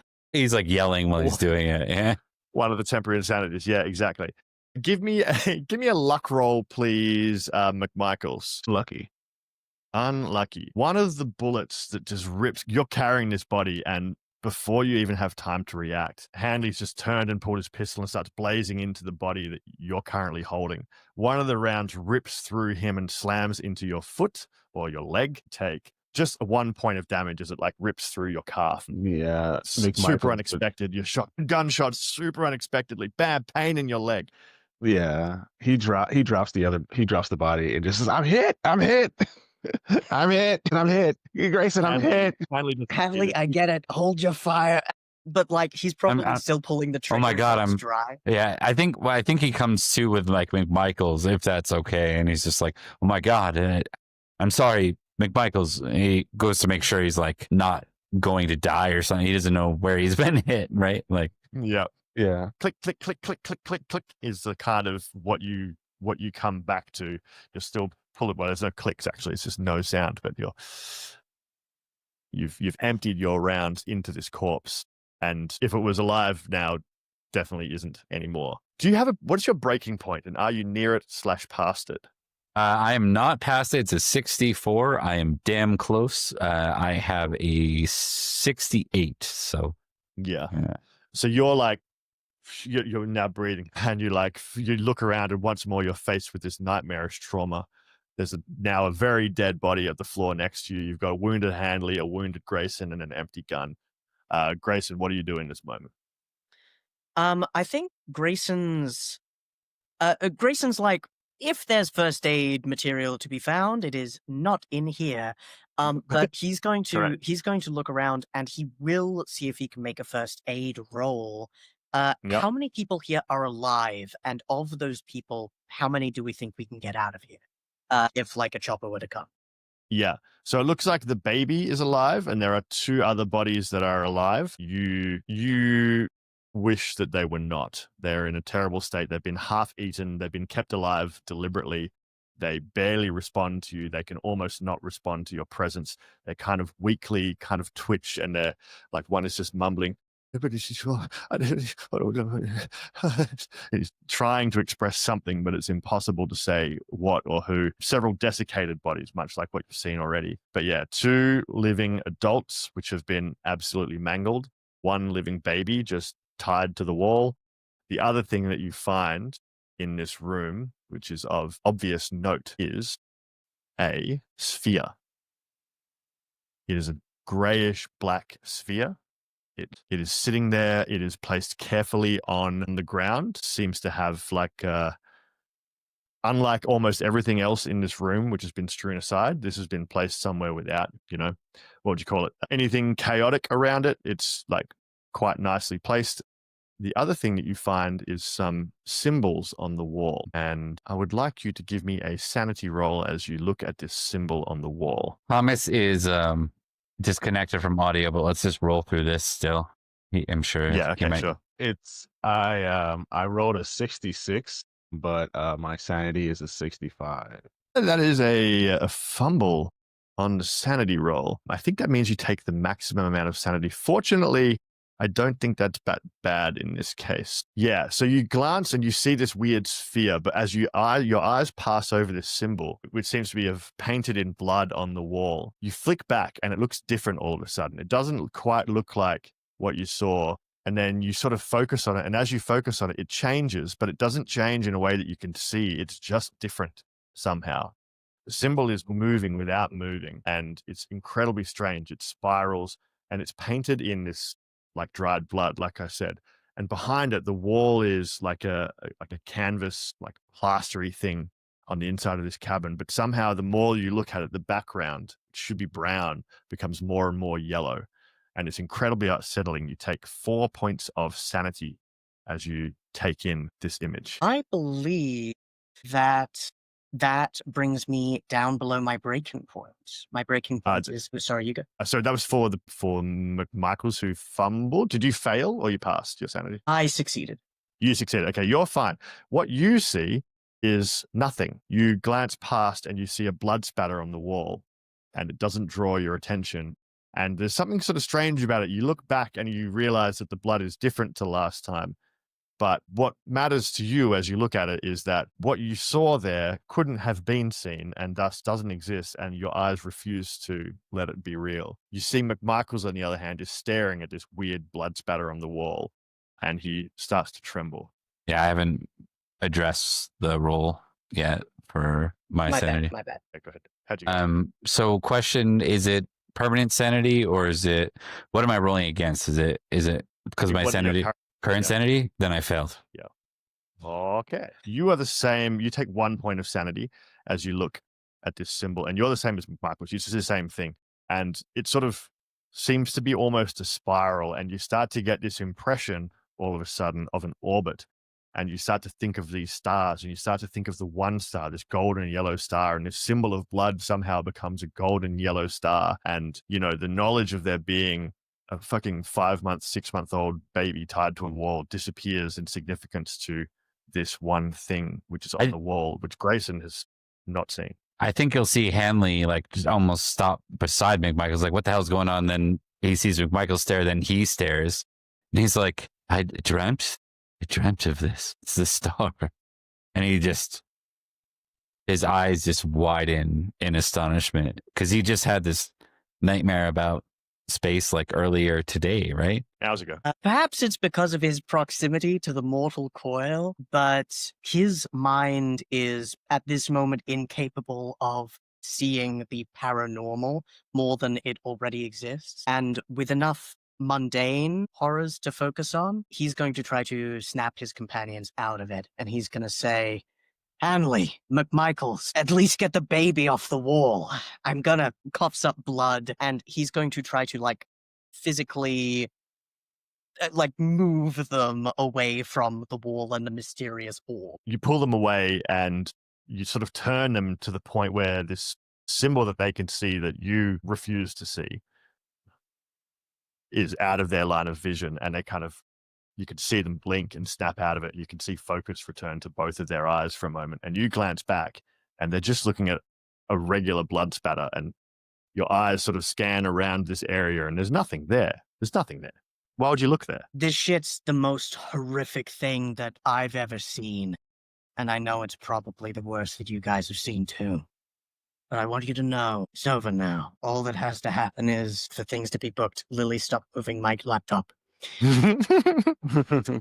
But we just need to keep it together for a few more hours, okay? We have to get help. Yeah, Hanley is going to look for two things around here, Trent. So top thing would be like a ham radio or some kind of like way of communicating in somewhere. Yep. Failing that, some kind of either vehicle or like a four-wheeler or something, like a trike or and. Yep. Give me a luck roll on the supplementary vehicle. The radio does exist. There is a radio here. It's an old military-style radio which has been modified to operate on civilian bands and also police bands, and it seems to be functioning perfectly well. 24 on the roll for luck. And there's also there's a dirt bike out the back, not a four-wheeler. Okay. But you could use the dirt bike to get to the truck, which you could get closer. There's a lot of dense trees and stuff. You couldn't get it all the way up the path, but you could probably get it close-ish. Yeah. I think he's going to go right to the radio. Because he's got to get Grayson help. If he's going for the radio and I see him doing that, DuckTales will wave his hand. No, we have to keep this off of the net. The CDC said that they said keep this off of the net, person-to-person communication. They said to keep it. There could be more out there. They said to keep it off the net. He's fucking dying. All these people. He's like, they said, McMichaels, fuck the CDC. There are at least 3 people whose lives can be saved, and one of them is me. There are 3 wounded people in here outside of Grayson that like are still alive and breathing. One of them he has written off as dead. McMichaels, your phone is ringing. Hello? Agent McMichaels. Michaels, hello. Agent Harper, CDC. How are you today? It's not daytime. It's like midnight. I've been shot. I'm sorry to hear that, Agent. What is the situation you find yourselves in, apart from, shall we say, flesh wounds? We found who we believe to be the suspect. We entered a firefight. We were victorious. There's an orb here. We found an orb. No I more understand. The orb must be destroyed. Okay, how? They were fucking eating. He was fucking eating them. Yes, the suspect was also eating the Sorry, that was him just in the background, but yeah. Yeah. So you guys hear this weird conversation going on and whatever. Give me another sanity rolls, McMichaels. Last time you were kind of able to dismiss this, impossible phone call. How's it go this time? Yeah, I got a 92. Yeah, you take another point of sanity as you realize after seeing this symbol and all this stuff, this person can't be talking to you. This isn't possible. You look down at your phone, still has no signal. Nonetheless, he's talking to you.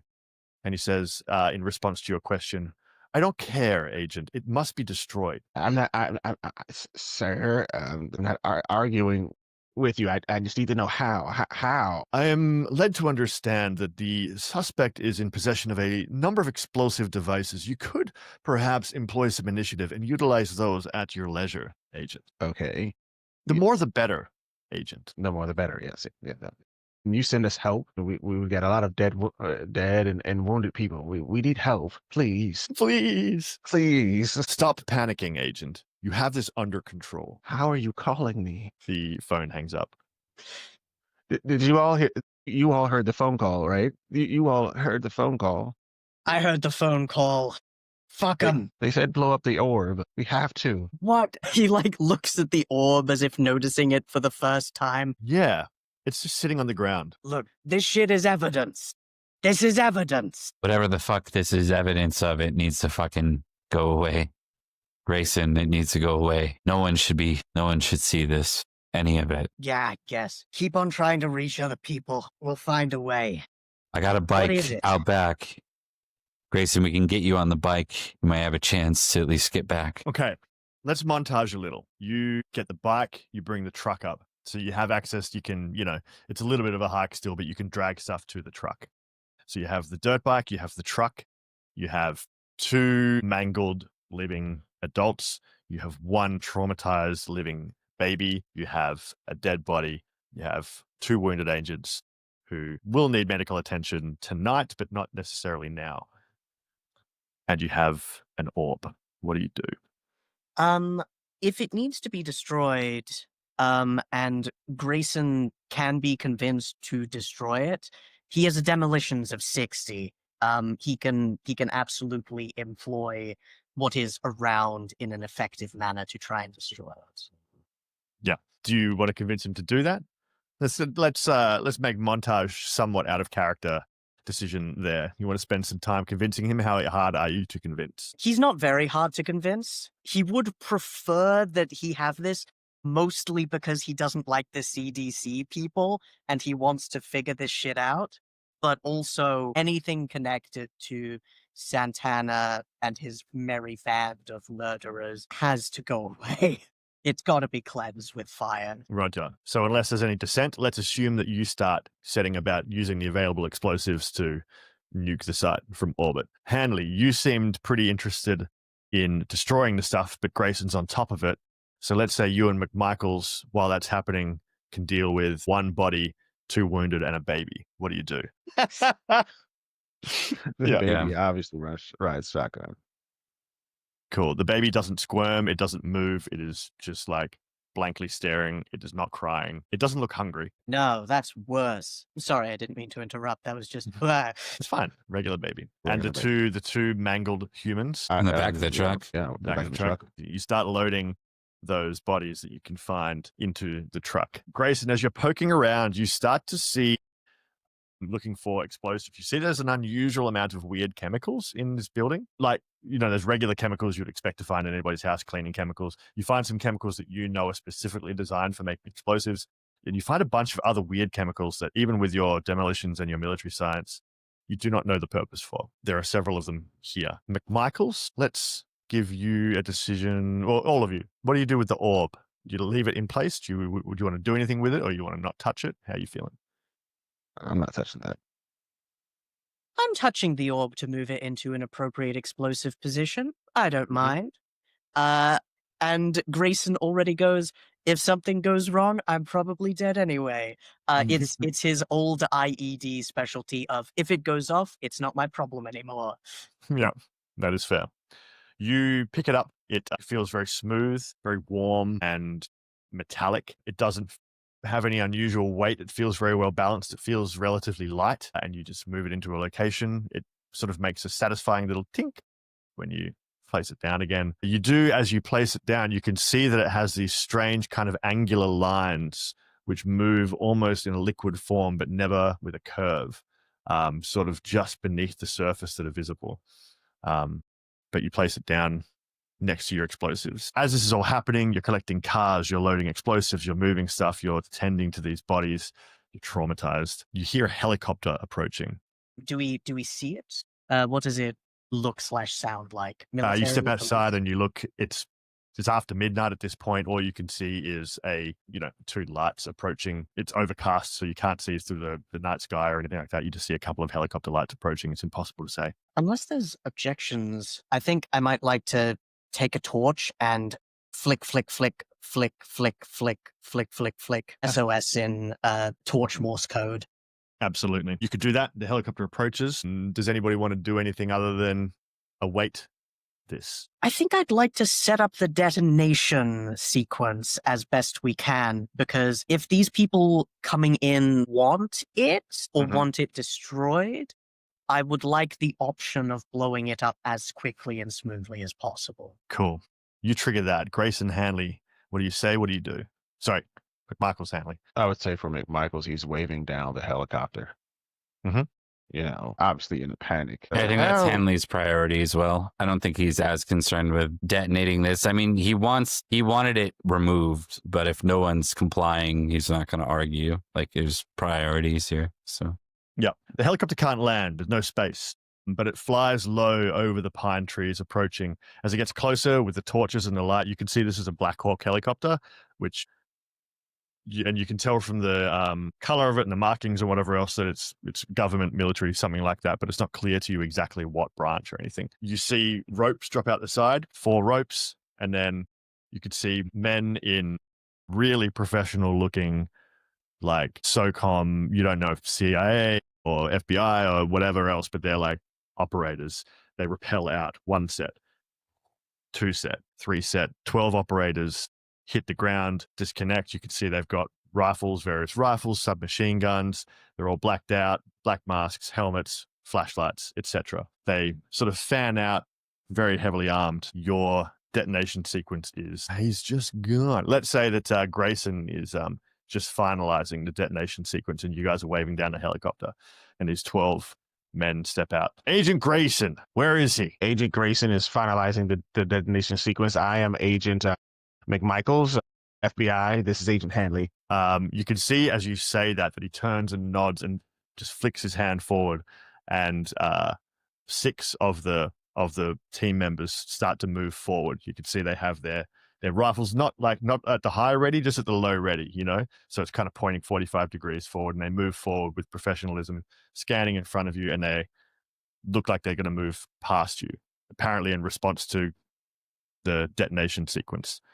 And it says, who gave that order? We got a call from the CDC. A Harper from the CDC called. Aren't you with the CDC? No, we're above that. Fuck, he says, and he swears. Cancel the detonation. Agent Grayson has the detonation. Grayson's at the front of the building. In setting up these explosives, he's found that there was a shotgun trap, which was set up pointing directly at the front door. And if somebody had come in the front door, they would have copped 2 barrels to the chest immediately. He's obviously cleared that from the inside, so it's no longer a problem. But Grayson has moved out the back, and he's ready to trigger the detonation. He's got a timer on it, which he can dictate the timer of, but he can also manually detonate it at any time. A bunch of agents have just moved into the building trying to find him, and some have moved around the sides. They look not exactly threatening, but they look like very decisive, and it seems like for whatever reason they're pretty keen on not destroying this. Who are you with? Who has operational command or at least administrative command? I'm not at liberty to discuss our operational affiliation. This is higher level, beyond NSA, beyond FBI. Agents, you have done sterling work here. It is imperative that we secure this technology and do not allow it to fall into the hands of federal or foreign agents. Who the hell called? Who told us? And he looks at his phone. He's like, we can't even receive signals. Who the hell called us? Who called us and told us? You're at the front. You've cleared a shotgun trap, and you can hear that there are agents moving towards you. You are outside the building. You could trigger the explosive at any time. Agents have moved in and around the building. They seem very, very keen to stop this thing from being detonated. And they're claiming to be of a higher level than NSA, FBI, or whatever. And they seem a little confused about this phone call. They say, "What phone call? Who called you?" Everything. You can hear this all from the distance. Let me know if you want to do anything, Thomas. At the moment, they're moving through the building, and they will come through the building to you soon. I think it's very easy to, in this moment, blame it on a bureaucratic mix-up. He doesn't know what this thing is, but he also knows that if it exists and belongs in the hands of people of a higher authority than the mysterious G-men who've been calling him or McMichaels, it's bad. He's going to blow it. And then he's going to assume that, and then... Cool. You trigger the explosive with the agents inside? No, not with the agents inside. I assumed like the thing was outside and ready to blow. Oh, yeah. Okay. So you've taken it outside, so it's in a little demolition pile. Yeah. Oh, okay, cool. Fair enough. Yeah, so you blow it. You all hear a resounding explosion just as the agents get sort of to the front door, and you can hear swearing from all of them immediately. A few of them get knocked to the ground from the impact of the explosion, and the guy who's talking says, "Fuck!" and he says, "Move in," and he just ignores the two of you at the front, and they rush through into the building, which has just had this massive explosion out the front, to clear it. Let's fade there for a moment and montage through to those agents have arrived from seemingly nowhere, and they disappear almost as quickly as they come. Once they realize that the thing has been destroyed, they don't stop to talk to you. They retreat to their helicopter, they climb back up, and they disappear. They don't ask questions. All they do is search to make sure that what was there is no longer there. You've cleared it all and you've removed it. They disappear and they fly off quickly. And there's a smoldering crater with what was left of what you presume is this sphere of some sort. You look down into it and the sphere is nowhere to be seen. The crater was a much larger explosion you were expecting. You cleared you were expecting like a radius of maybe 5 or 10 meters. It blew up like 50 meters. Fortunately, you have with the demolitions of 60, you know that you should be having a much bigger distance. Trees are flattened in the area. The thing is destroyed. You have bodies in the back of a car. You're wounded.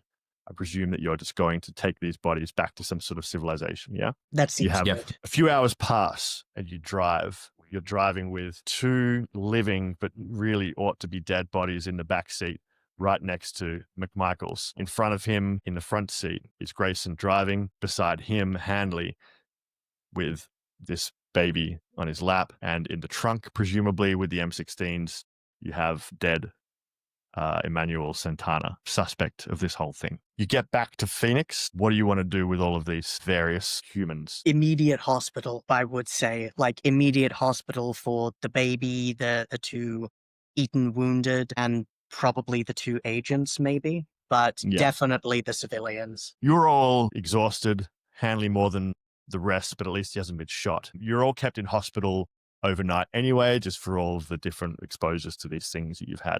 Your ears are all ringing. Some of you are wounded.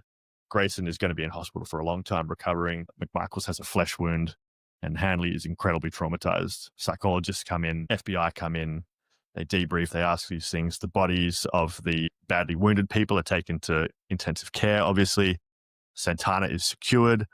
They take your statements, the FBI do, but it's largely your SAC who's taking them, and You can more or less tell him whatever you want. Give me either law or bureaucracy rolls. You'll have had plenty of time to sort of synchronize your stories. Choose one of those, whichever your favorite is, and roll them. Out of character, should we discuss like what our story is generally? Like, because I don't even know if we're like, so far we have the CDC. We don't know anything about it. It gave us these orders that we kind of just followed, but what were our other choices too in an interesting way? So there's probably like, maybe give me the roll and we'll see how badly it goes or how well it goes, and then we can. My DC to hit is 10. I got a 51.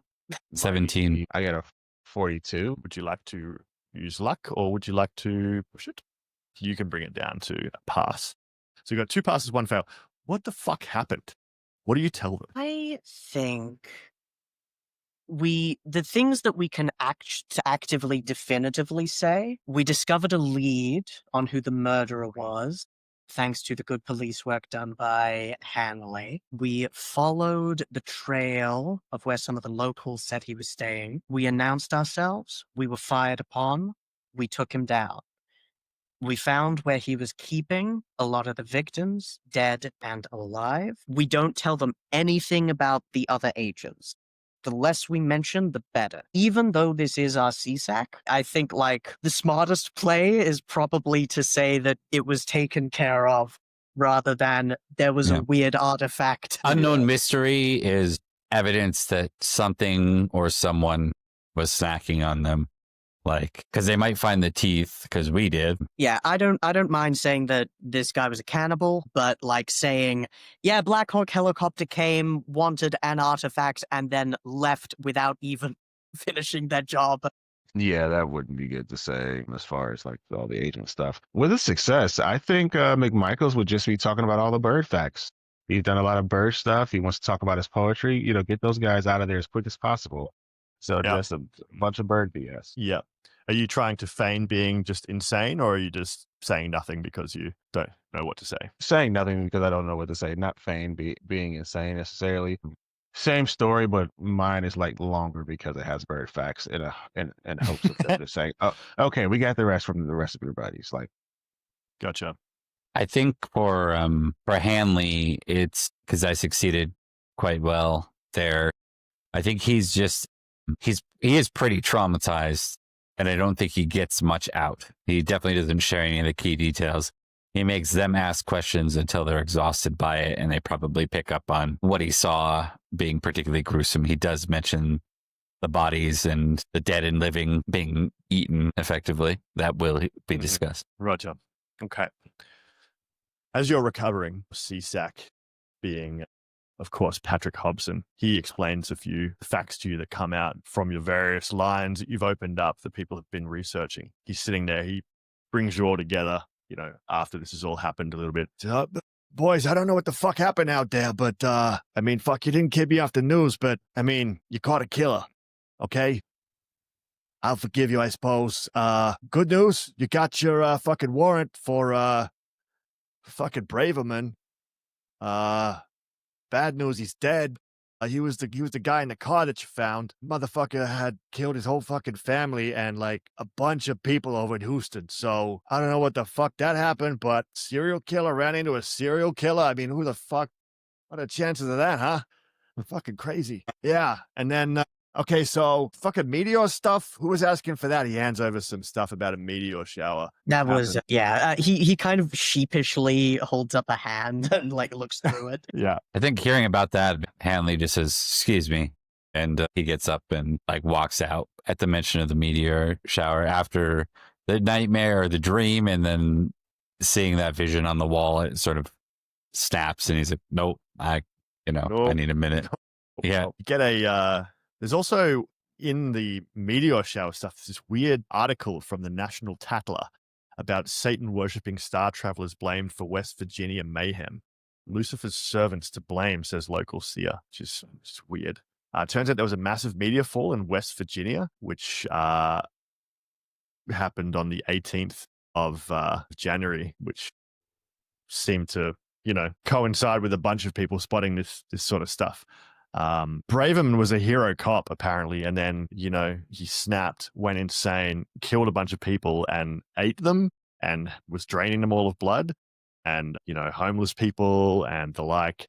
It's pretty nasty. He also says that, well, the other fucking thing is, so we got a call on your radio. Some trucker was calling early in the morning. He said he found a car which somebody had fucking punctured the tires and shit, just like what you saw at the Van Olsen thing. Just this morning, the 15th. There's a family there who were driving along and they got their tires punctured. And, it would have been about the same fucking time that you was up there doing all that shit. So, I mean, shit, if it's connected, then you fucking saved some people, boys.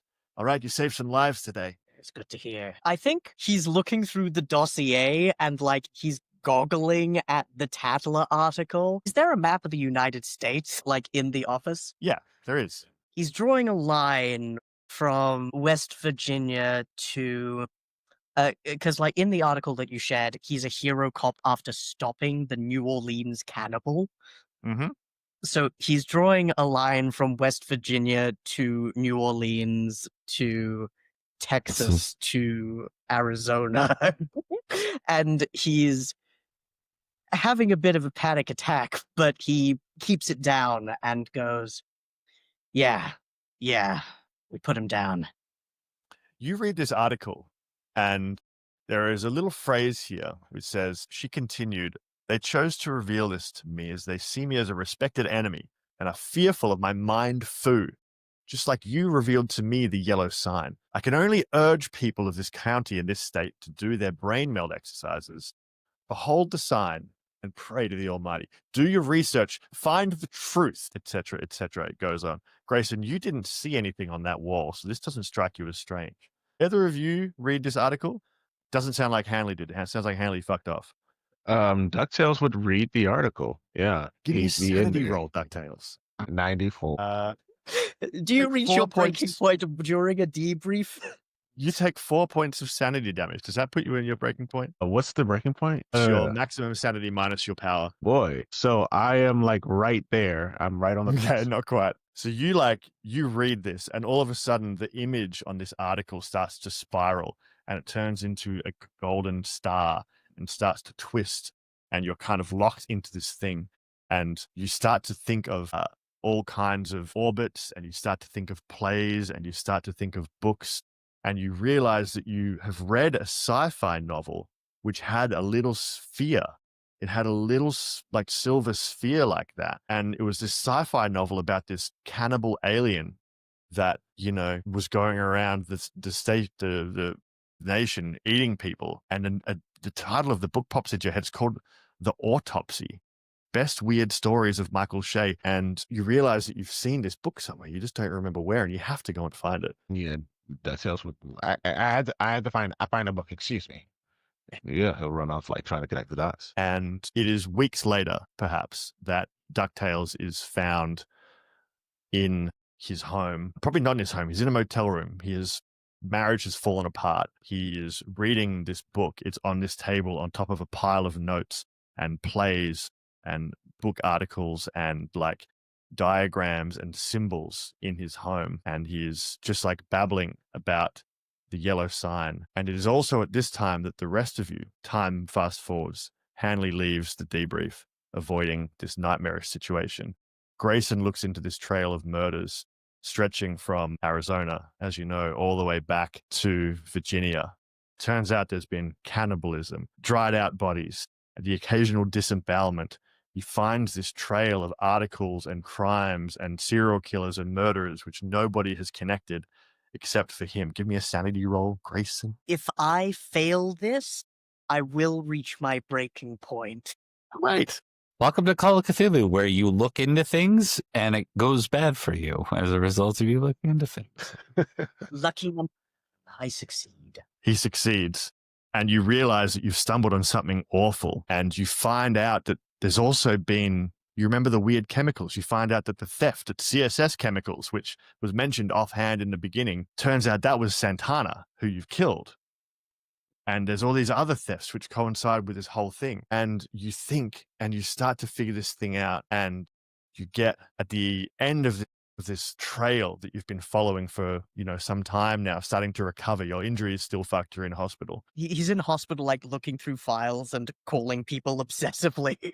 Yeah, that's right. That's right. And you find out soon after that, the baby is healthy and it's been discharged from hospital, of course, and it's been put into foster care. And following up these lines, you find out that this was Daniel Troutner. He was the German boy from the previous murder. He was, kidnapped a few weeks ago. And news comes out 2 weeks later that this boy has been found disemboweled in California 2 weeks later. And then a very week after that, you hear a report of a missing persons case turned murder where the person was drained of blood and eaten and was found was found stuffed behind a dumpster in San Francisco. He's going to follow that trail of bodies the moment he can walk.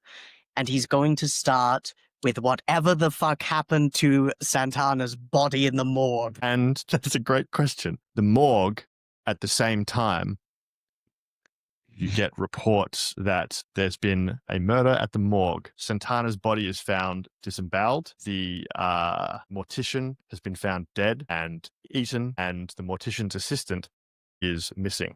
Sure enough, homeless people missing, eaten. And we will end it. From my perspective there, Hanley, give me an epilogue. What happens to you? Are you helping Grayson? I think it would Grayson have come to him at some point about this. He's in hospital still. He'd probably have called or something, but he wouldn't have. You aren't. Well, I thought you were chasing the trail, so this is before that. Yeah, this is weeks later. Okay. Yeah. So in those weeks, no, I don't think he would have had any. He would have tried to avoid until Grayson came out with "We didn't stop it." That would change things, but until then, I think he's eating less. Hold on, I'm gonna roll something interesting. Okay, I rolled 68, which is 1 over my sanity. So I'm gonna go with that original description. He's eating less, so he looks thinner. He's not sleeping well. He's been given a leave of absence while he attends probably regular counseling till they tell him he's good enough to go back to the job. And he's picked up smoking. He doesn't go to church in that time. His answering machine's full. He barely responds to his dad and his fiance. And he just watches TV just over and over and over, always avoiding the news in that time. Does Grayson call him? Grayson does. He would call all the members of the team that saw what he did that day because no one else would understand except those mysterious voices on the radio and the agents in the Black Hawk, and they are not his friends, he thinks. He will tell his fellow agents. McMichael's after his nervous breakdown, maybe he gives a little bit more break, but he'll let Hanley know 100% that whatever Santana was, or whatever was inside him, it's still out. And you call McMichaels as well? He would. After Hanley, seeing how Hanley reacts to that, because McMichaels had been found in a motel room 5 days later. But yes, he would call McMichaels as well. I think Hanley just hangs up after you tell him this. Michaels, you finally, after some time, break out of this obsession that you have with the yellow sign. Not really completely disconnected from it, but enough that you can make decisions and do things. And you get this phone call from Grayson. I'm in. I'm better. I'm getting a divorce. It was her choice. Yeah, I saw that coming. I'm sorry. It's fine. She's letting me keep my bird photos and birding materials. So there's that. And she'll be happier and I'll be happier. There's a lot out there more than birds. I've learned that. There's way more than birds out there, Agent Grayson. So much more than birds. I know. And it's not good. none of it is. We're some of the only people who know what's out there. And we're some of the only people who have come close to putting it down. And if we can finish this, put it to bed, I don't know. We're not going to go back to a normal life. But this thing, it's going to be dead. And I'll take that trade any day of the week. Nothing ever ends. Nothing. It's all orbits. Circles, stars. Nothing ever ends. I'm in. You hang up, and minutes later, all of your phones ring simultaneously. Pick up, and somehow, simultaneously, you all hear the voice of one Ruben Harper, agent, you've done exceptionally well. I'm proud of you. But it seems we have more work to complete. And I think it's time we briefed you in. We'll be seeing you soon. And the phone hangs up, and you all receive a letter in the mail that day with a small green triangle upon it. And we will end it there. Ooh. Yeah, that was super fun. I want to put that fucking thing down. What was it? Was it like, I presume it was inside the body, but I'm not gonna tell you that. but it's over. You can tell us. No. That's how Call of Cthulhu-esque games work. You don't actually get answers. I should have Sorry, you blown get up the to- body as well. Yeah, the investigative spirit is like what drives you to madness. It doesn't. There's no resolution. There is no happiness at the end of this story. You say that, but Grayson was the only one who didn't have a mental breakdown. Yeah, it's true. He's one sanity point away. Yeah. With enough therapy and time with his dog, he'll be back in tip-top shape. That's right. That was really fun. I decided, I was like, you know what? I think we're close enough. We can wrap it. We could have probably put down a whole other episode with that epilogue, but I figured with the drama of that whole scene, we're close enough to the end. Let's just put a full stop on it. So it might have felt a bit rushed, but I think we got all the main points, and you guys did super well. You also just picked up on all the clues. You did super well, and you pounced on stuff at the right time, and you kept pushing yourself to the point where it was like, well, it's all coming to a head, and here it is. And everyone's more or less sane and not even dead. I rolled a 4 on that damage dice, or no, 2 or something like that. It could have been 16 damage, and I rolled 6. And Oh, didn't kill yeah. Grayson outright. I thought Grayson might was die. Very glad. Yeah. I thought I might die too. Like the moment I shone the light, I was like, okay, he's going to shoot at me and the other two are going to get shots off. Let's see how it goes. Well, the Yeah. fact that you fucking crit him as well and took him out in Yeah. one hit. Amazing. Grayson is phenomenally good at murder. Yeah, clearly. And it's very good that he's at the FBI. And going in the back door instead of the front door means you didn't get double-barreled shotgun to the chest and stuff, and Yeah, and dodging all the landmines as well. Could have been a whole thing. indeed. But yeah, like you said, it might have felt rushed. It didn't. It felt great. Ah, It was yeah. it was a good montage at the end of a thing Mhm. where you see the agents at home with the music playing, one of them naked and drawing the yellow side. Yeah, exactly. Yeah. Hopefully nobody goes to his motel room. Yeah. Yeah, look, there's a whole thing. I'm not going to tell you any of it. It's really complicated, and Yeah. I'm going to enjoy it for myself. This is my little secret. Well, I would hate be- you. I would be down. We'll see. So this is for the audience. If you liked what we did here, please share the word, get more eyes on it, comment on all the videos, and let us know. And we'll bring it back for a part 2 one day when the time is right, when the stars are aligned, as they say. When the stars align, yeah. Yeah, There are Kina. birds everywhere. Birds everywhere, man. Birds There are are really- birds for those with eyes to see. That was fucking really good, and I had a really good time. I hope you all did too. I am Trent B, and I have been your Delta Green handler for this journey. But yeah, if it can happen again, that'd be cool. Depends on the audience and stuff. But if not, this has been a treat, and yeah, I will be appearing presumably on some future Tickingtimebob adventures of various kinds, and looking forward to it. Let's have some outros from Tomas. Hello, I am Tomas, and I have been playing Pearl Grayson. It has been a pleasure and a delight playing the grizzled FBI agent who succeeded enough sanity rolls to go, yeah, that's some weird fucking paint, but also failed enough to realize the horrid reality that exists within the universe. I built him to be a door kicker, and by God, he kicked doors. It's been a pleasure playing alongside my fellow agents, and I'm the handler. Cyberbro. All right. I'm Cyberbro, and I played Dale McMichaels, DuckTales to a few people. To his friends. Yeah, to his friends, the DuckTales. And yeah, this is a great experience. First time playing Delta Green or any Call of Cthulhu adjacent material. So love the feel of it and had a great time. And yeah, DuckTales came out pretty good. And he's getting that divorce that was just gonna happen. So that's okay. Needed that. He Yeah, was we good. all saw it coming. Audience look. And Bob. Hey everybody, Tickingtimebob. I run the channel, which is why I got all vocal at times. Apologies to this. So we do a whole bunch of Pendragon on this channel. but we are expanding into other games, and we're kind of trying different games to see what draws an audience and what games we love, more importantly. This definitely landed positive on my plate. It's the type of, it reminds me a lot of True Detective Season 1. That was the vibe I was going for in it, and it hit perfectly. So I can understand why someone recommended this game to me.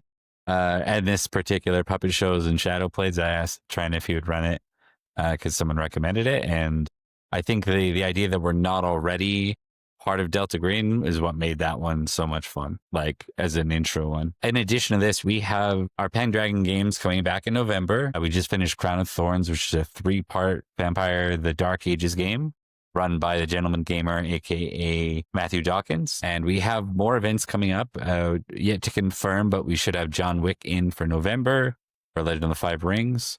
We should have Paula Deming in for Call of Cthulhu, featuring Jeff and the Lollygaggers as well, alongside some of our crew. That's in December. And just come join us for David Larkins of Chaosium as he plays alongside of us tomorrow for Open the Gates, a monastic Pendragon experience. It's been pretty fun. We did lose one episode on that, unfortunately, because of power outages as the technology continues to conspire against us. But thank you so much, Trent, for getting all this done. This was a lot of fun to do. And I it's gotta show you my fucking notes. It's such chaos. In your sideways. notes, tell me details. Okay. No. We'll see you soon. Thanks all.